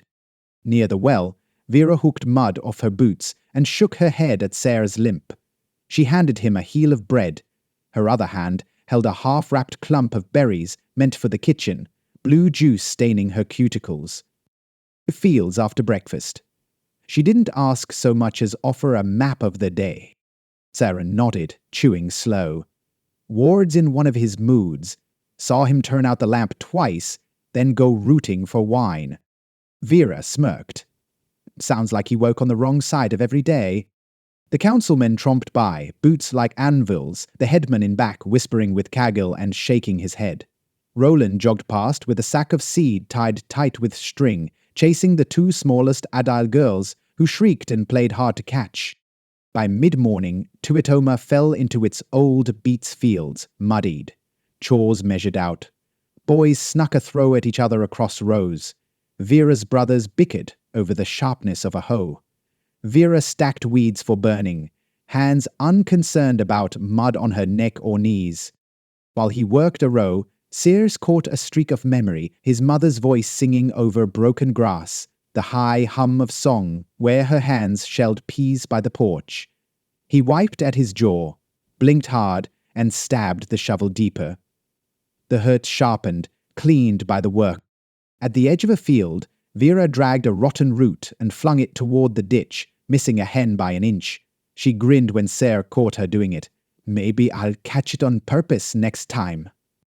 The twins, muddy from head to heel, staked out the far fence with sticks, fighting over who'd be first to chase a stray goose from the barley. Viti baited them to bet a coin on it. Both swore they'd win and shook hands behind their backs. Roland came sweating up the row, stopped near Sarah and crouched at the furrow's edge, sketching shapes in the mud with a stick. Heard you sang at the festival. Must have been something to get Vera's brothers to shut up. They shrugged. You miss nothing but sore feet and red eyes. Nobody sings sober around here if they don't want trouble. Roland's grin flattened. You'd do better out, you know. There's a merchant, sometimes, at the path. Sells salt, news, all sorts. So whacked weeds with his boot. You ever talk to him? Roland shrugged. Not yet. Maybe one day. At the far end of the plot, Tavlen called for help fixing her gate, cursing burnt nails as she went. Vera dropped her weeds, stalked off slow, and Sarah followed, shaking mud from his hands. Near noon, a commotion rose toward the well, yelling, the sudden clang of a dropped pail. Lavu sprinted past, face wide with fear, shouting that the smithy was on fire. Vera looked at Sir, face blank, and ran. When Sir got there, the thatch behind Caggle's workshop was smoking, red tongues lapping at the dry grass. Villagers formed a line, buckets torn from wells and kitchens. Sir joined, chest heaving, the weight in his arms forgotten as the bucket passed to his grip. Children wrangled smaller pails and ran to the ditch. Caggle howled at the blaze, flailing at embers with a mat. Viti hounded the tail end, dragging out baskets of sooty nails, hollering for someone to save the bellows. Sir passed buckets, arms aching. Roland slipped mud on his knees, face stark. Vera brought water in a cracked jug, hands bleeding from a gash she didn't seem to notice. Smoke grabbed at the roof, flames chewed the patched eaves. Tavlin stood in a circle, gangly with worry, barking orders sharp as nails. Dogs darted behind the crowd, chewing dropped bread and barking at the heat. The line broke. Buckets emptied. The last of the thatch flopped wet, the fire coughing steam into the grey. Someone hacked away smoulder with a spade. Caggle pounded sparks down with a stone. The crowd panted, sooted and coughing. Chief and child alike. The hall bell rang 3 sharp times. The elders called council, voices rough. Ward showed up, hands in pockets, lips pinched, and sent a curse toward the ruined smithy. A knot of women herded the children away. In the aftermath, the crowd milled and counted, lungs burned, eyes streamed, questions loaded every pause. Caggle crouched near his soaked forge, face blank as hammered tin. The bellows lay ruined. Roland tried to speak, but the words sat in his mouth, heavy and round. Ward pushed to the front, voice hard. What good is a festival that brings fires and thieves? Stories don't fix roofs or fences. Mrs. Caggle stood near him, face pinched. You care so much for work you never do, Ward Sarrafin, but the rest of us do what must be done. No outsider set that fire. Ward spat on the ground, boots caked in ash. He glared at Sarah, then out at the crowd. No one ever blames the right man. The headman stepped up, eyes ringed red. Enough, Ward. We'll see to the smithy as a village. No more ghosts, just hands, old and young together. In that thick hush, Sir grabbed a rag, knelt by the dead fire, and worked beside Vera, Roland, Viti, the twins, even Baloo, as the rest of Tuitoma emptied out their panic into scraping soot from stone. By sunset, the world pulled back to its old diameter. Fields, fences, soup, drawn too thin. The air was heavy, the silence a little brighter, the streets spattered with black and memory. Ward left early, walking the mud with a limp, untouched buckets at his feet. The crowd did not call him back. Vera wrapped a rag around her gashed hand and pressed herself shoulder to shoulder with Sir, both silent under the weight they'd carried. When it was over, Sarah stood in the road, scraped raw inside. His jaw burned, his arms shook. Across the village, people drifted home, carrying everything they had not lost. He looked at the ruined work, the spent faces, the bellows in a heap, and Vera at his side biting the pain. He waited for the world to reform, for hands to rise and shape something into tomorrow, and for night to claim the last, spent stretch of the day. The air hung raw and thick after the fire, smoke trapped in sweat and hair and skin. Sarah limped past the smithy, the edges of his hands black. Casual sifted ash with the heel of his boot, not looking up, jaw trembling. Roland leaned on a splintered post, dirt plastered halfway to his elbows. Vera let her hand bleed into a torn bit of rag and watched her youngest brother dig a groove in the cinders with a stick. Kids picked half-melted nails out of the mud, arguing over who'd found more. The bellows smoked behind them, a broken heap. Grown men grabbed shovels and buckets and moved in slow circles, scraping and lifting, shoulders hunched like they could still ward off sparks. Old Tavlin circled the smithy 3 times, muttering curses. She chided 2 of the twins for poking hot metal with willow switches. Never seen sense in a Sarrafin, she muttered to no one, but her voice cut sharp enough to slice mud. A group of elders gathered by the well, low and tight, voices clipped. The headman barked orders, Caggle's face clouded in the gathering. Mrs. Caggle stood with her arms folded and asked who'd seen anyone near the forge before it caught. Ward hovered on the fringe, jaw set, spit shining his chin, shooting looks at Sir that stuck like splinters. The village shifted to patchwork work. Neighbours joined to haul buckets to the roof, clear gutters, kick up embers hiding in the weeds. The younger Rajada boys dragged soggy boards to the woodpile. Baloo and Viti traded quick bets over who would step in the muck pit first. Lavu lost, slipping shin deep. He shrieked, mud oozing over his boot, and Viti doubled over, howling.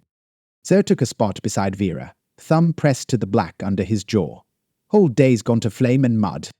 She glanced at Kaggle, who crouched silent, staring at the crushed bellows. We'll fix it. Ma always says, what you can't burn the first time, you burn the second.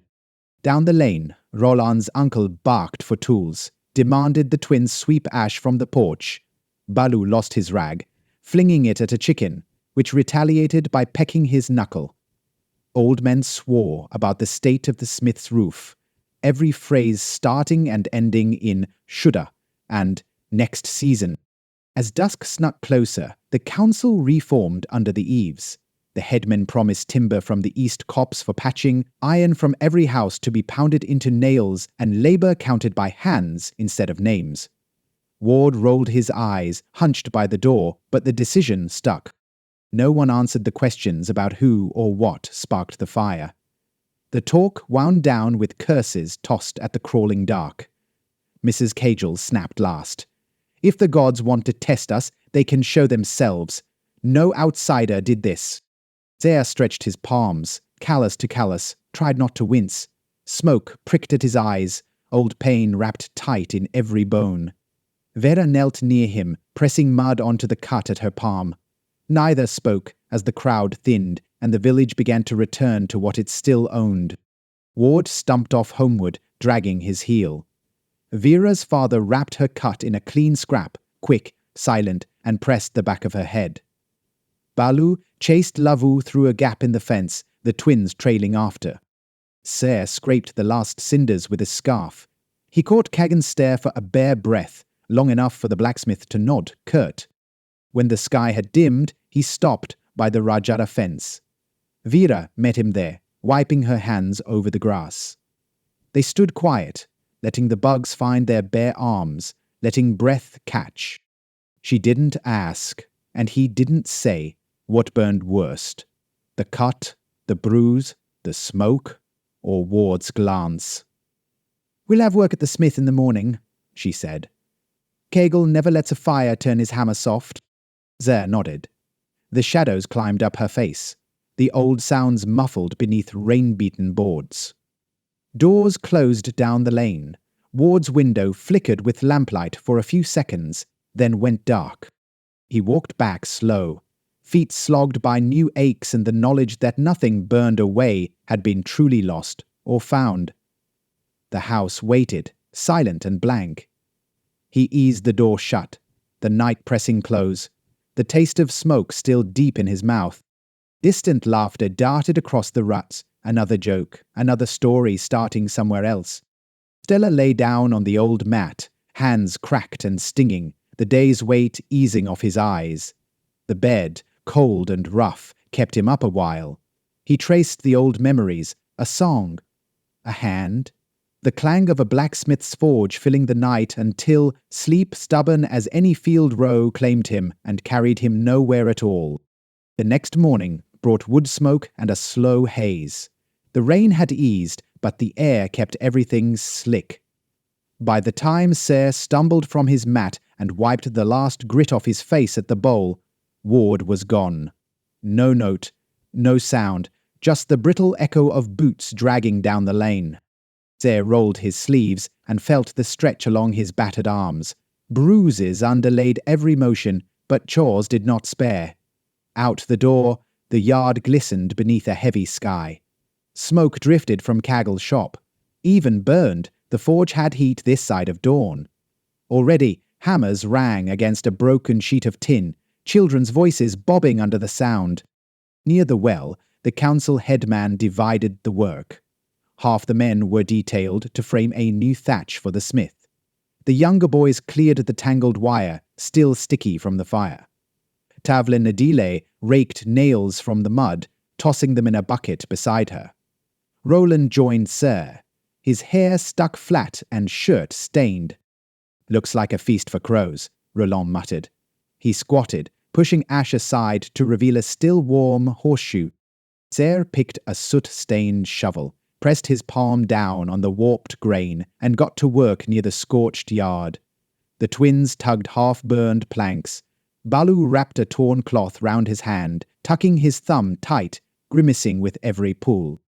Vera passed Sarah's slab of bread, already cold and hard. She flexed her bandaged hand, ignoring the stain spreading there. "Never seen Kaggle so quiet," she whispered. Sir only nodded, still scraping at the compacted black. The smith moved among them, silent except for orders to keep the line clean and to mind the hot spot under the smoke. Ward turned up by mid-morning, face stormy, nursing a tin of ale. He leaned on the fence and watched work get done, offering the odd grunt, but none of his usual complaints. By midday, most of the worst was hauled out to the dump behind the tanners. The villagers pressed thin and sullen, gathering at the hall for bread and weak soup. Children snuck bits of blackened metal and banged them together behind benches, making a racket until Mrs. Kaggle took the pieces away. Gossip had shifted from the fire's blame to the next planting. Balu griped about beetles in the new yam rows. Roland's brother peddled a story about seeing something near the marsh. No one believed him, but his voice carried. Tavlen Adile feigned sleep in the shade, her ears wide open. In the lull before work picked up again, Ser caught Vera watching the smith. His eyes on the forge, the blank in his stare, drove a hollow into the ground. "He'll get over it," Vera said, tracing a pebble with her shoe. "Tools break, roofs burn, nothing new." Seer shrugged, jaw clamped. He scraped mud from a stone and waited for the elders to call the next task. When work resumed, folks patched what could be patched. Kaggle swung the hammer slower, but each strike landed clean. By dusk, rafters stood again, and a few tarred shingles covered the gaps.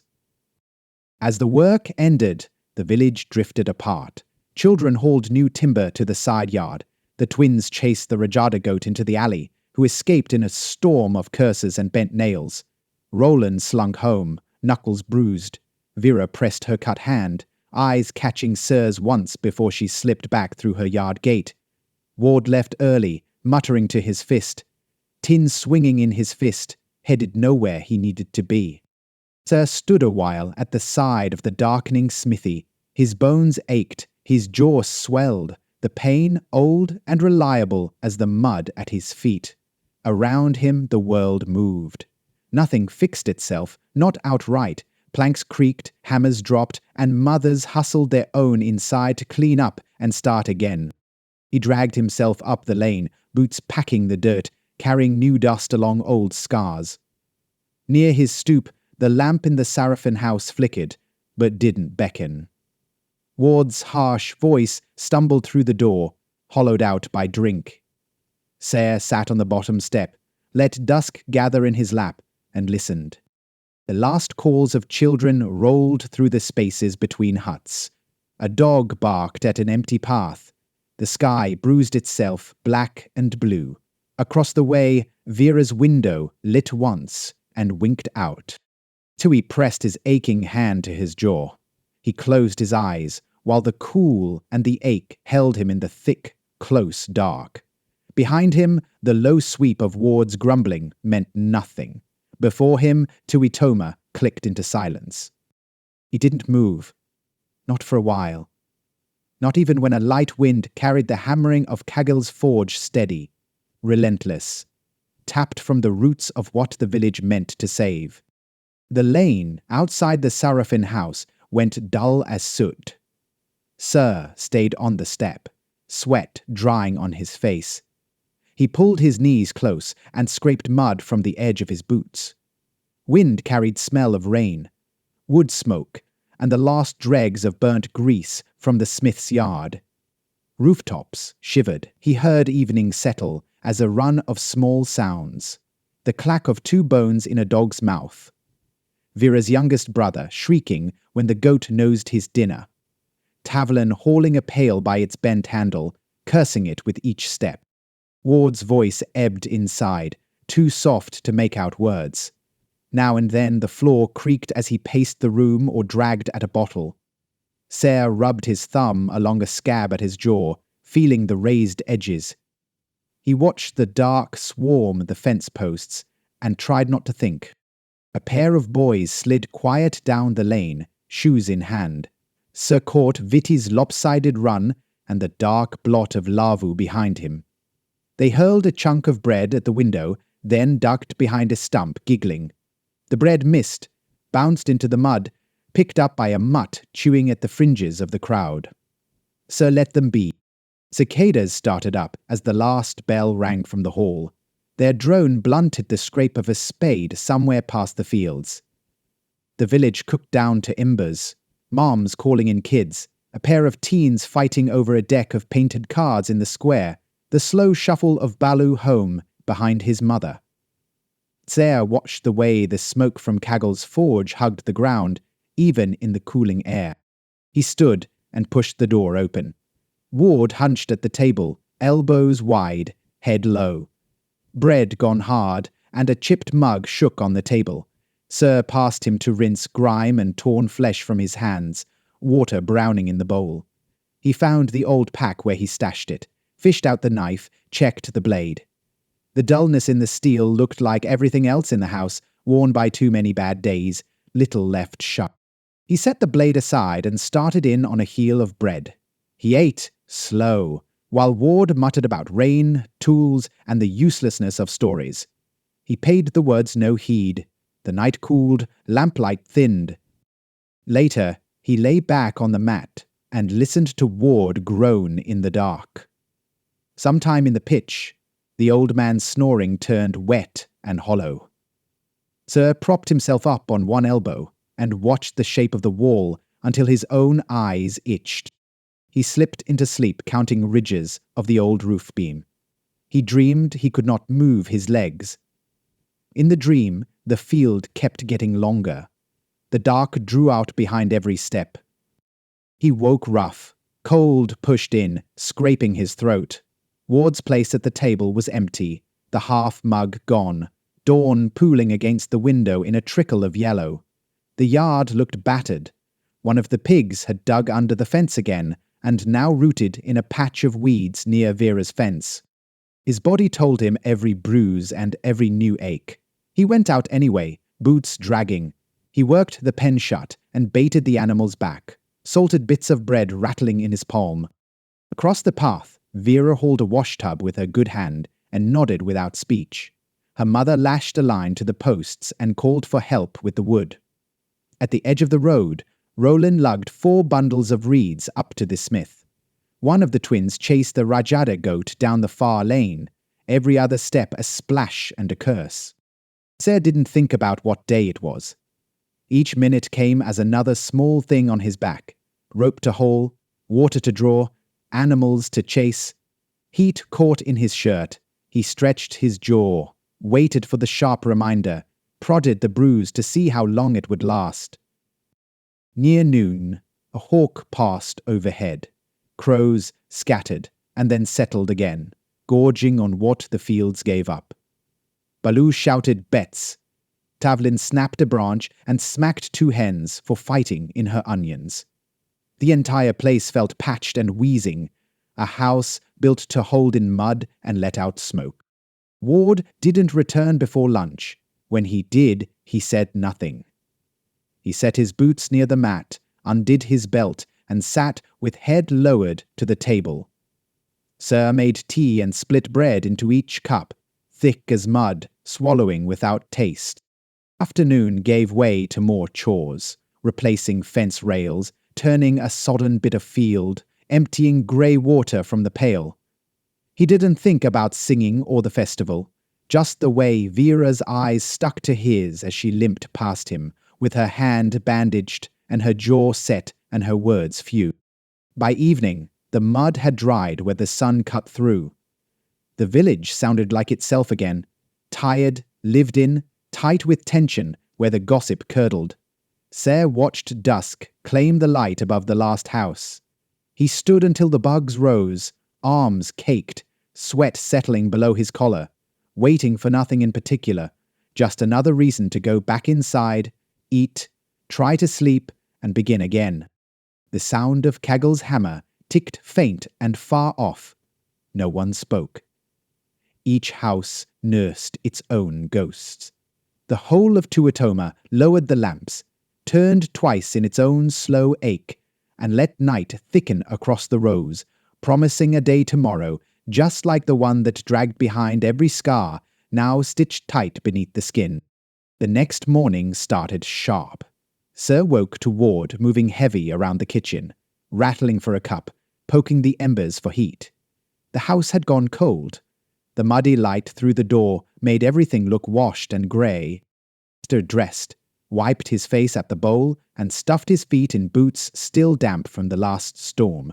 Ward grunted, not looking up, his hands shaking as he sipped burnt tea. The air between them kept the flavour of old arguments and newer silences. Sarah stepped out, shoulder aching, the bruise under his jaw now a yellowed splotch. Chickens squabbled along the fence, and one of the pigs rooted where the corner post sagged. Across the lane, Vera's mother hefted a sack of feed, her back bent like a tree in wind. The Rajada boys crashed a bucket to the ground, one cursing the other for spilling half the corn.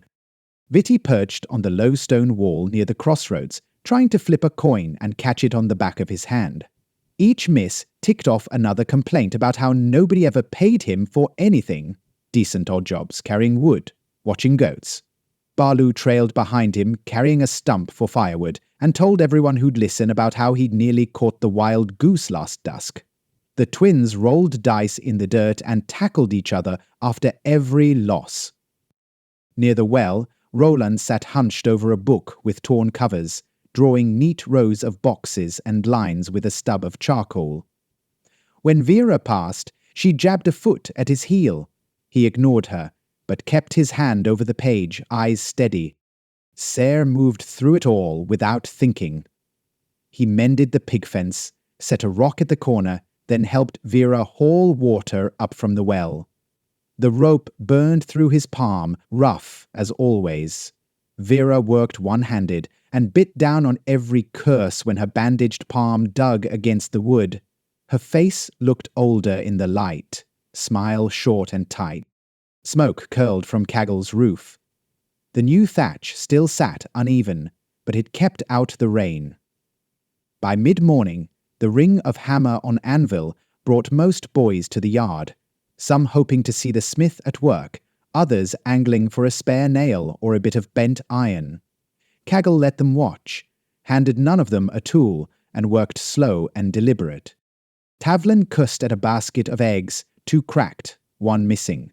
She swore a fox was about, though every trail pointed to the same black rooster that had plagued her hens, fall after fall. She waved her cane, daring the bird to return, and muttered stories about the animal that grew more elaborate with every repeat to every neighbour who'd listen. At the midday break, the headman passed through to count hands for the timber hall. Council had decided, with only minor bickering, that patched roofs would get mended first. The headman asked after Ward, but Sir only spat and said, "He'll turn up when there's trouble." Word of the fire and rumours of the missing cloth still shivered at each back fence. Caggle's grandson kept to the far side of the square, shadowed by his mother, face bent down. Vera's youngest brother claimed to have seen the lost fabric behind the bakery, but nobody found it when they checked, and the story faded into talk about the coming rain. Afternoon wore out. The sun pressed at the edge of cloud, not enough to dry the mud, but hard enough to bake ruts into the lane. Children played stickball at the boundary and called foul every toss that landed near the ox shed. When the ball burst apart, Lavu tried to blame a stone. Viti tried to blame Balu. Balu insisted Lavu never pitched a straight throw in his life. The argument grew into a chase, each more mud-splashed than the last. Back in the garden plots, Vera and Sarah turned vegetable rows, picking rocks from root patches. At one spot, Sarah found an old buckle tangled in nettles. He rolled it in his hand, dull brass, pitted from seasons underground. He wiped it with his sleeve and let Vera see it. She held it, thumb pressing the dirt from the clasp. "Belonged to someone? Everything here used to." She flicked it back to him. He pocketed it, feeling the weight, the echo of a life before. With dusk, the last light cut hard along the fences. Farm smoke rolled heavy, and the swamp frogs shivered out their evening chorus. House after house shut their doors, lanterns glowing yellow and dim. Sir went home slow, muscles heavy, bootlaces soaked clean through. Ward slumped at the table, drunk and silent, face blotched, eyes reddened from drink or wind. Sir ladled soup, tore bread and ate with small mechanical bites. The house pressed in, old arguments waiting out of sight, weight and tension throbbing in the stale air. He lay down late. Rain started in, murmuring on the thatch above his head. Every ache made itself known. He pressed his eyes shut, waiting for morning to drag him up with the rest of the village. One more day, one more test of what would hold, what would break, and what would sing. When Sir woke again, grey bled in through the patched window, thick as glue. Ward hacked up another cough, spitting into the ash bucket, then sat hunched for a long stretch on the edge of his bed, staring at the floorboards. Sir moved soft and slow, careful not to spark another round of snarling. The old man looked wrung out, his anger spent or saving itself. Sir worked the morning alone, knees sinking in the churned ground where pig hooves sucked at the mud. He tossed scrap to the boar, first in the trough, then tossed again when the smaller sow muscled in. He stooped, jaw throbbing dull in the cold. His shirt clung, heavy with the stink of pig and sweat. At the well, Vera lugged 2 buckets, face set, hair loose around her brow. She didn't ask him to help, and he didn't offer. Rollman trailed behind, showing Viti how to tie a slipknot. Both boys distracted, hands more interested in the game than the dirt on their boots. Across the lane, Lavu and the twins lashed together a sled from junk, arguing over whose idea it was and who got to ride first. Once chores were through, Vera called Sir to the lane. They sat by the fence, knees pitched close in the mud. She picked at the bandage on her palm. Ma says you stuck out the worst of the fire. Sir shook his head. Kegel did the work. Rest of us just threw water. Vera dug her heel in the dirt. Wind pulled her braid. Nobody slept last night air. Still stinks of burnt things. Ma's afraid that patchwork roof'll give, first storm that comes. It might, Sir said, voice even. Half the village is patched. A chicken strutted between them, pecked at the thread on Vera's cuff. She batted it aside. You think your folks recognize this place now? Her words hit offhand, but she watched his face. He watched ants, working the old root at his boot tip. They wouldn't, not in this mud. But some things haven't changed. Rain, fights, stories. Vera smiled, then scowled her face, always half ready for laughter, half ready to spit. Ward's always shaking at the roof, or complaining about the same fence. Feels like nobody moves unless they're pushed. Somebody has to be the push. She drew her knees tighter, picking more threads. One day, you'll up and go. Don't leave me to do it alone.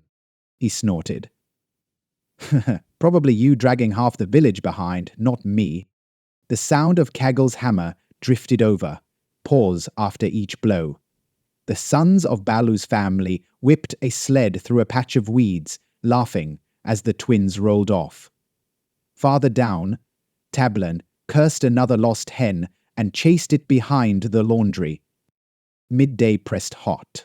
The headman stomped past, sweat glued to his back, barking at Roland's brother to mind the Grand Scallion patch. Vera wiped dust from under her knee. You ever think about Roland? She said. He's always drawing, never shares what's on his mind. He's got something to prove, Sarah said. Just like the rest, he'll get his chance and bury it in mud like everyone else. Later, work took Sarah and Vera to the north field, where the marsh grass climbs and the soil stinks of iron. They patched a break in the canal, bent low and silent, only the sound of boots squelching and reeds shaking in the wind. Once, a gleam of colour surfaced in the muck, half a festival mask. Red flaked away, just the string left. Sarah picked it up, turned it over. The holes where the eye threads had been were black now and empty. He tossed it aside without much thought. Afternoon shrank, the sun eating away cloud. Fires thinned to white smoke behind kegels, fewer voices in the street. As they walked back, Vera pulled her jacket tighter, jaw set. Hope it doesn't storm tonight. I'm too tired to fix what breaks. At the gate, Vera squeezed his hand. Her grip landed hard, then let go. Suppose you'll be needed at your place with Ward if things go sideways. Sir didn't answer. He watched her go. The wind carried bits of sour grass and wood smoke and the singed memory of minstrel songs. He stepped inside. Ward napped by the table, mouth slack, streaks of old sweat and grey whiskers making a map along his chin. Sir put on a pot, scrubbed at his nails, stared out at the mountains as dusk weighed down the sky. Night rolled up fast. Families circled indoors. Laughter pressed close. Arguments quieter than the fields. Kegel's hammer quit. Doors pinched tight before the wind turned best cold. Sir waited by the window, his face framed in shadow. A dog barked by the well. Then nothing. He lay in his mat, listening for what didn't come. Old songs, anyone's voice. He waited on sleep while the house held its breath. Dawn would return, as it always did, dragging fieldwork and more ache in its wake. The world pressed in, fence, field, stew, bruise, and the knowledge that tomorrow would be just as unchosen, just as sharp, as the last long line of days. Morning crept up without changing anything. The floor creaked under Sir's feet as he checked for holes in the roof above the stove. Damp crept down the inside walls. Ward snored in a way that rattled tin cups left on the table overnight. When he woke, he pushed the chair back with his knees and peered at Sir with watery eyes, but said nothing. Sir dressed quick, pulling his shoulders forward to hide the fresh marks where the mat straw had pressed into his skin. He didn't bother with water. The bucket was a murk of old ash from the night before. The bread was stale, but he gnawed off a corner and worked it down dry. He stepped outside. The village moved slow. Too much rain, too much work undone from the last storm. A cloud of gnats waited by the pig fence. Chickens picked at old corn cobs. The piglet dug at the same patch. Sir repaired every 2 days. Near the Rajata yard, Vera hefted a bucket, jaw tight, a strip of hair sticking to her cheek. She caught Sir's eye, gave a small nod. Avelin's out again. Claimed a rat chewed through her bin. Wants help trapping. Sir looked up at the thick grey. Got anything better to do? She didn't smile. Already promised 2 of the boys a share of whatever she finds, likely a single rat and 100 curses. At the well, Vallu and Lavu tossed stones at a mark, neither one coming close. Viti huddled over his own feet, working on a patch in the sole of a boot with a stick and smudged twine. Roland came up slow, holding a bit of paper folded high. He waved it at Sir. Found this by Kagel's shop. Looks like a shopping list or a map. Sir took the scrap and looked. The marks muddled, but the outlines of the village easy to make out. A red X marked near the field's edge by the old canal. Roland pressed his lip. I think it's old, but Viti says there could be copper buried from last year's lottery. Vera snorted. Viti says a lot. Sir tucked the note into his boot. Show it to the tweens. They'll dig up half the field by dark. Baloo laughed, booted Lavu in the shin. Near the smithy, Kaggle hammered slow, sweat streaking his neck, the smoke curling steady from his fire. The ruined patches of roof from the fire still glistened, but most of the wood was sealed, thanks to all the hands pulled in for repair. Neighbours wandered past and gave the new work a hard look, some approving, some already judging every uneven line. Afternoon brought the first real sun in days. Sarah worked the fence line while Vera helped Tavlin haul her broken trap from the henhouse to a harder patch of earth. The old woman grumbled non-stop about rats, bad luck, careless children, soggy corn. The trap itself was a mess. Bent wire, missing a latch. Vera tried to fix it with a stick and a loose nail. After a while, Roland joined, watched the work with his hands in his pockets. Saw the merchant's wagon on the far ridge, he mumbled. Maybe he stops at the inn tonight. Sarah glanced over. He'll want coin, or eggs, stuff nobody's got extra. Roland shrugged. Heard he's buying scrap metal too. Worn tools, busted locks. Haggle wandered over, listening in while pretending to fuss at a shovel blade. He eyed Sir, then Vera, then spat and wandered back to his fire. Balu and the twins wrangled an old wheel near the smith's fence, cheering when it broke free of the mud. By supper, the sky flooded orange along the west. Work drew down. Ward slid in the door just before dark, reeking of lamp oil and sour ale, his boots leaving deep prints in the clay. Sir kept to the stove, filling 2 bowls, dropping stale bread in Ward's when he wasn't looking. They ate in the long drag of dusk, the kind of meal that didn't need speech. Ward finished, pushed the bowl away, and stared at the chipped wall. He grunted, nothing softer, and retreated to his corner, breath thick and bitter. Sarah sat at the window a while. Beyond, the world ran long in shadows, the field scarred from boots and digging, Vera's house lit and filling with noise. Down the lane, Balu sang the chorus from the festival, out of tune but undeterred, until his mother hissed him quiet. The merchant's lantern glimmered near the main track, a brief flare, then gone out of sight. Sir turned from the dark and pulled the mat up over his chest, letting the scratch and dust of the old house wrap around him. He lay flat, each rib mapped by the day's effort, and let rain start, first tapping, then thickening. Boots thumped at the neighbours' doors. Caggle's anvil fell silent. The village drifted into shut-eye, bruised, busy, waiting on another day. Nothing fixed, nothing fair, and nothing ready for rest but the bodies that work, forced to lie down. A thin hush followed the rain. Every roof in Tuitoma leaked somewhere, one board swelling or a gutter sagging, letting water creep in at odd angles. Sir listened to the drip on the pail by the kitchen wall.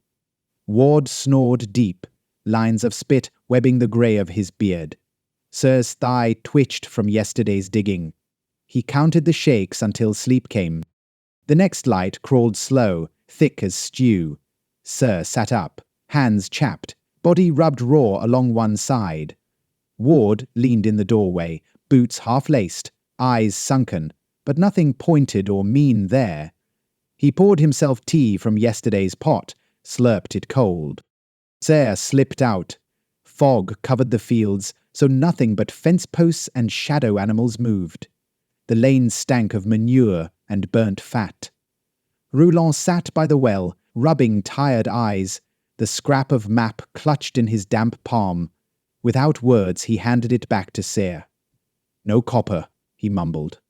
Hole full of old string and broken tile. Sarah tucked the note in her pocket, shrugged. Worth a try?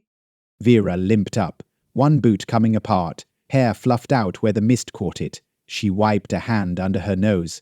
Tavlin's got 6 rats now, and still claims there's a 7th living under the floor.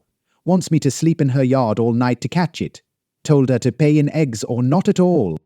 She'll have you fixing the fence next, Sir said. Vera spat, nodded. We're all fixing something. She jerked her chin at Roland. Merchant passed this way. Didn't see him. Wagon ruts out by the inn, but that's all. Roland said. Vitty tramped up, holding a battered tin pail, rag trailing, both hands black to the wrists. Kegel let me sort old nails. Said if I find 10 not bent, I can keep 1. Only found 2, but Kegel says that counts for nothing. The twins spun around to Balu, who pointed out over the swamp. Goose tracks, he said. Saw 3, maybe 5, headed for the marsh. Told Ma, she said that's supper if we catch 'em. Nobody answered. The village hunched smaller, everyone working slower after the storm. By mid-morning, Tavlen counted her eggs, grumbled about wet straw, and sent Vera for broken wire. Roland fetched water until the rope sawed new blisters into his palm. Lavu and Balu dragged an old wheelbarrow down the path and nearly lost it to a ditch. Ser put his back into patching puddles on the Sarrafin plot. He reset 3 fence posts, the mud wet to his shins. Ward passed twice, never speaking, once stopping to press a thumb to an old nail and scowl at the sag of the new rail. The work filled the day, left no room for anything but tired muscles by supper. By dusk, shop smoke curled the length of the main track. Kaggle tapped iron in the half-light, while the council headman counted beans at his door. Ward raided the stew pot and found it scraped clean. He muttered, but did not raise his voice. A knock sounded at the door. Ser opened it to find Vera's brother, cheeks flushed, breath short. "Ma says there's soup left. She made too much." He shoved a covered crock at Ser and vanished into the blue gloom. Ser brought the crock to the table, set a pair of bowls, cut bread half to Ward, half for himself. They ate in silence. Night pressed in. No stories, no songs. Ward cleaned his bowl, sat hunched, head in his hands, then staggered back to his bed, boots still on. Stell wiped the table, set the crock by the window. Thunder creaked somewhere outside, heading off west. Near the fence, frogs started up in the new puddles. Tuitoma held its breath, the world pared down to boots, mud and chores under the next-slow sky. He lay down, sore, ribs straining, the taste of onion and bone in his mouth. Before sleep, he listened for Vera's laugh through the walls and Kaggle's last hammer against the night. Only the frogs answered, loud and plain, chorusing under the bruised light, unbothered by scars or bruises tight under every shirt. Morning sifted in, thin as flour. Ser blinked at the ceiling, his fist pressed under his cheek, jaw stiff from the night. In Ward's bed, the old man coughed, spat, shambled to sit with his back to the door, clay cup in hand. Ser stood, dressed cold, rubbed the night out of his shoulders, and ducked outside. The air bit. Clouds still blanketed the patchwork roofs. Chickens clucked over the churned mud, picking grit from the scar at the fence line. A lone goat picked at a thistle by Tavlin's boundary. Roland carried a sack with 2 potatoes, hunched, face pinched round the mouth. He gave Ser the briefest glance, a quick tilt, nothing more. Ser checked the rails, another splinter loose. Another bout of snuffling around the trough where the pigs chewed rinds. His boot soaked through before he made it to the first post. He jammed the tip of his boot into the hole, feeling for footing, prying up new mud with numb fingers. Vera crossed from her house with a stack of grass for bedding. She shuffled, keeping her weight off the bandaged palm, mouth set hard. Today she wore someone else's coat, sleeves bunched up to her elbow, shoulder seams puckered from an old mend. She stopped at the fence but said nothing. Ser nodded, let the old wire slip through his fist, pressed it straight by force, not finesse. Tavlin whistled from her porch. "Rat again in the bin, Vera. Bring the stick, don't spare it, swear it's breeding." Vera huffed, rolled her eyes skyward, headed off with a muttered promise to kill something before noon. Children's voices crept up and faded, Balu yelling about a lost ring, the twins hollering that the merchant left a pile of ash when last year's fabric went missing. Viti, dirty as a weasel, circled the main lane, shaking a tin of bones and offering to trade luck for a copper. By midday, the sun showed as a pale lump behind clouds. Ser and Roland patched the pothole at the gate, hands stinging from the icy water washed down from the spring. Mud caked over every tool. Balu tried to help, tripped into the ditch, and limped off, cursing his heel and swearing someone would answer for it. Ward stalked in for lunch, silent, sat at the table with palms flat.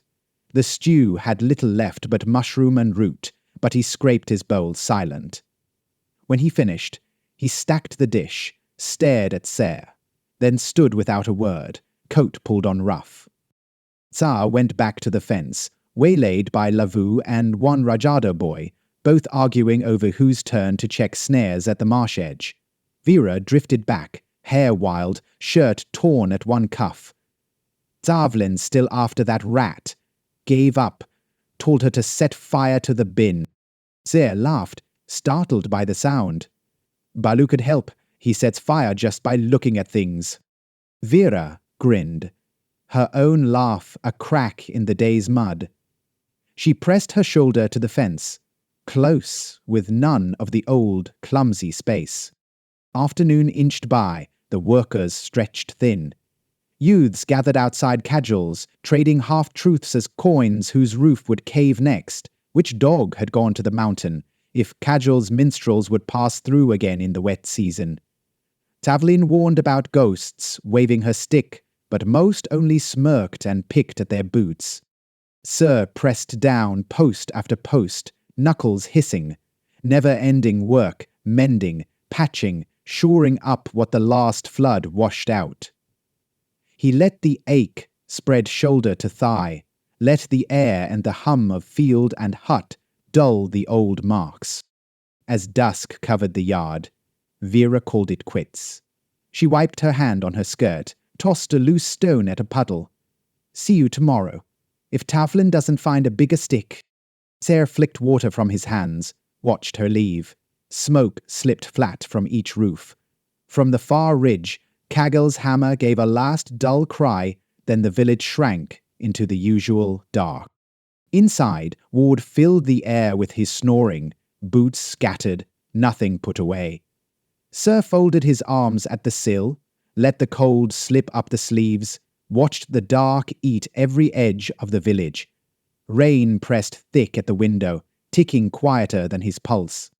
In the brief patch of quiet, when night ran slow, Sir let his head rest against the wood and closed his eyes, breathing wet air and field sweat. Another day done.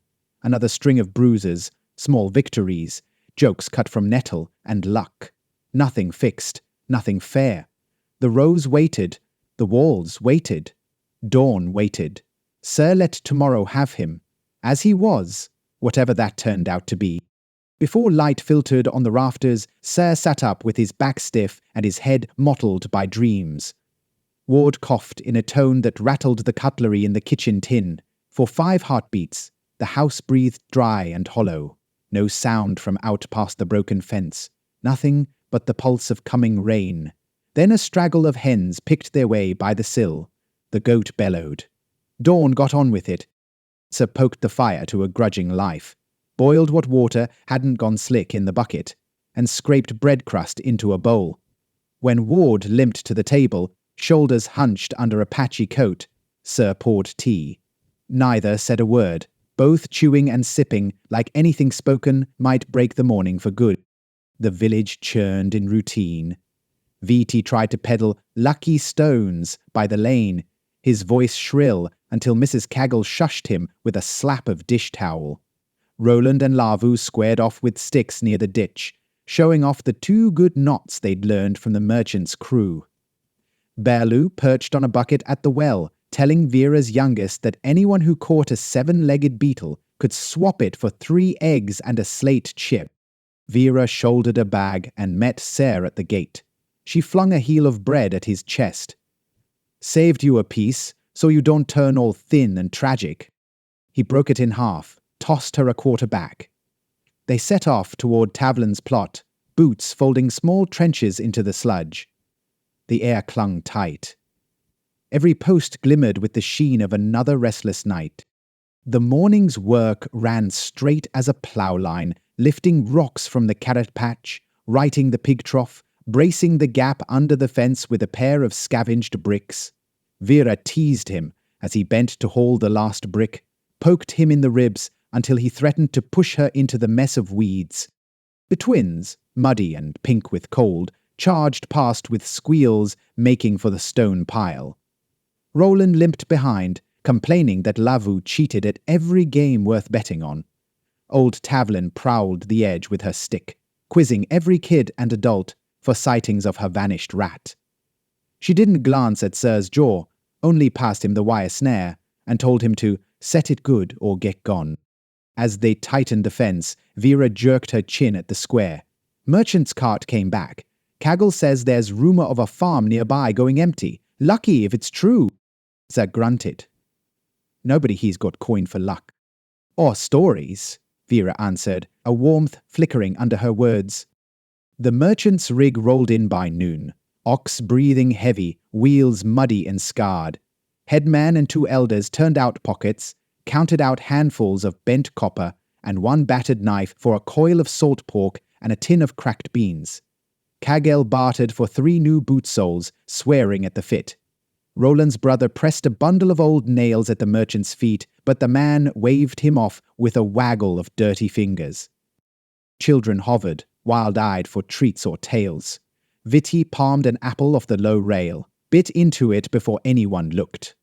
The merchant caught his eye and wagged broken spoon in lazy warning. By the smithy, Balu bet Vitty he couldn't sell 5 lucky stones before sunset. Vera's youngest tried swallowing a pebble to see if it would work faster. All the while, the grown-ups fretted over the merchant's wares, gossip breaking through the mud and smoke in snapping threads. Vera's mother traded for thread and a patch of blue cloth, which she'd use to mend whatever sleeve wore next. She flapped it at Vera, who pulled a face but said nothing. Tevlaine scolded the crowd if they needed salt, she said. They should walk to the river, not buy from any mud-track tinker. By dusk, the merchant's cart rattled down the lane, bags light, promises lighter. The village pressed in against night, houses tight with voices and the smell of frying pork and root. Sir, hauled water and split wood under the kitchen eaves. Vera crossed over to pass him the blue patch, shoving it into his pocket before ducking away. He didn't look at it, just pressed it flat with 2 fingers and let evening drag. After supper, with Ward slumped drunk and silent by the cot, Sir wandered out to the fence. Night ran deep. Dogs barked from yard to yard. He watched fog roll in from the marsh, slow as thought. Vera's window flickered with lamplight. Someone sang near the well. Kaggle struck his anvil twice, once for the merchant's going, once for luck. Sir stood braced to the fence rail, coat pulled up to his jaw, and waited. Bruises glowed along his face and arms. His hands still shook from the day's lift, but he stayed there, wrapped in the hush until the dark filled up and there was nothing to feel but the cold and the knowledge that, for tonight at least, nobody in Tuitoma had gone missing and nothing had burned. Fog thickened in the yard. Sarah pressed his elbows to the fence, breath coming out white, ribs aching under the shirt. Farther up the lane, Vera's house let spill a slice of yellow light, a family's voices carried in snatches, a mother scolding about spilled milk. A chair dragged. A sudden burst of laughter that faded soon as the shutters thumped. He watched that window, kept count as faces moved past the light. Vera's silhouette joined her brother's, head bent low, tugging at something below the table. The goat kicked once at the stoop, then clattered off into darkness. Ward's snoring punched through the mud wall behind him, then mellowed. Somewhere behind the next roof, a dog yowled, then got shushed. Vitty drifted through the lane, saying nothing, hands in ragged pockets, feet splashing the puddles Balu and the twins had dug up earlier. Tia didn't want to go back inside. He let the cold bite his lips, worked each bruise between thumb and knuckle, the pain away to mark the night's slow passing. Kiritoma's roofs lay crouched and squat. Here and there smoke snaked up from a dying fire, hints of pork and boiled roots dulled by the wet. The sound of Kaggle's hammer didn't ring tonight. He remembered a different night, a festival long before when his mother still hummed, before Ward had worn out all the promises he'd tried to keep. Music floated up behind his eyes, the chorus muddled, the faces younger and farther away.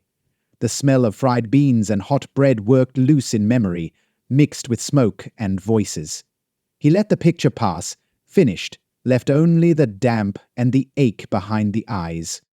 The merchant's wagon rattled past the far crossing, iron rim echoing off the stone. Lantern-light ghosts drifted under old eaves. A woman, her hair cropped close, jogged after the cart, holding her purse. She didn't speak to Sir as she passed, but nodded, her face hard. Old Tavlin leaned out from her porch, called to the woman. "Don't let him cheat you, Marn," but got no answer, but footsteps in the rut. Sir flexed his hand, nails caked with fence tar, palm still cut where he'd slipped earlier. A frog chirred under the boardwalk.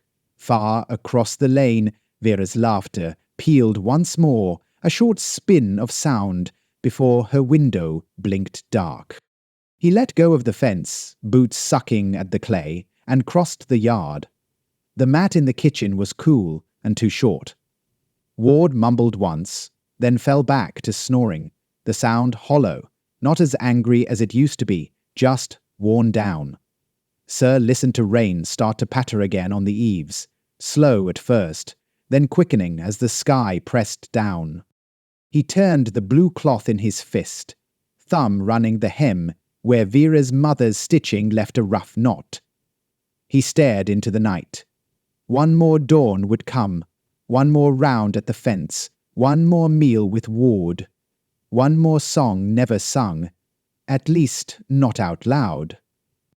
Rain hammered the roof as the world ground itself down to mud and quiet, and Sir gave himself over to the old ache, the promise of another day arriving, rough and sure as boots in wet dirt. Thank you for listening to Stellar Shock, our immersive audiobook podcast.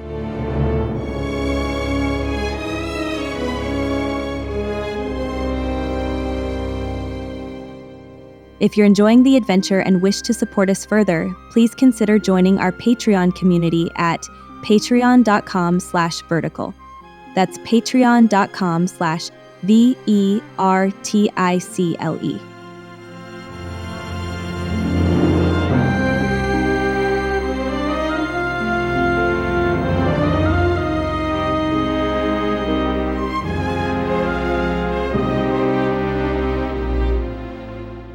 This episode of Stellar Shock is a production of Vertical Media, LLC, all rights reserved.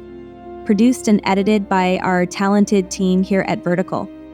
The fabulous theme music was created exclusively for Stellar Shock and is used with permission.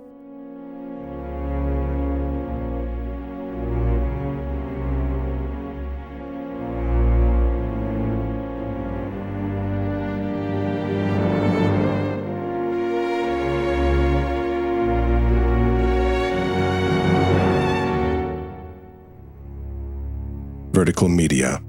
Sore must be the storm.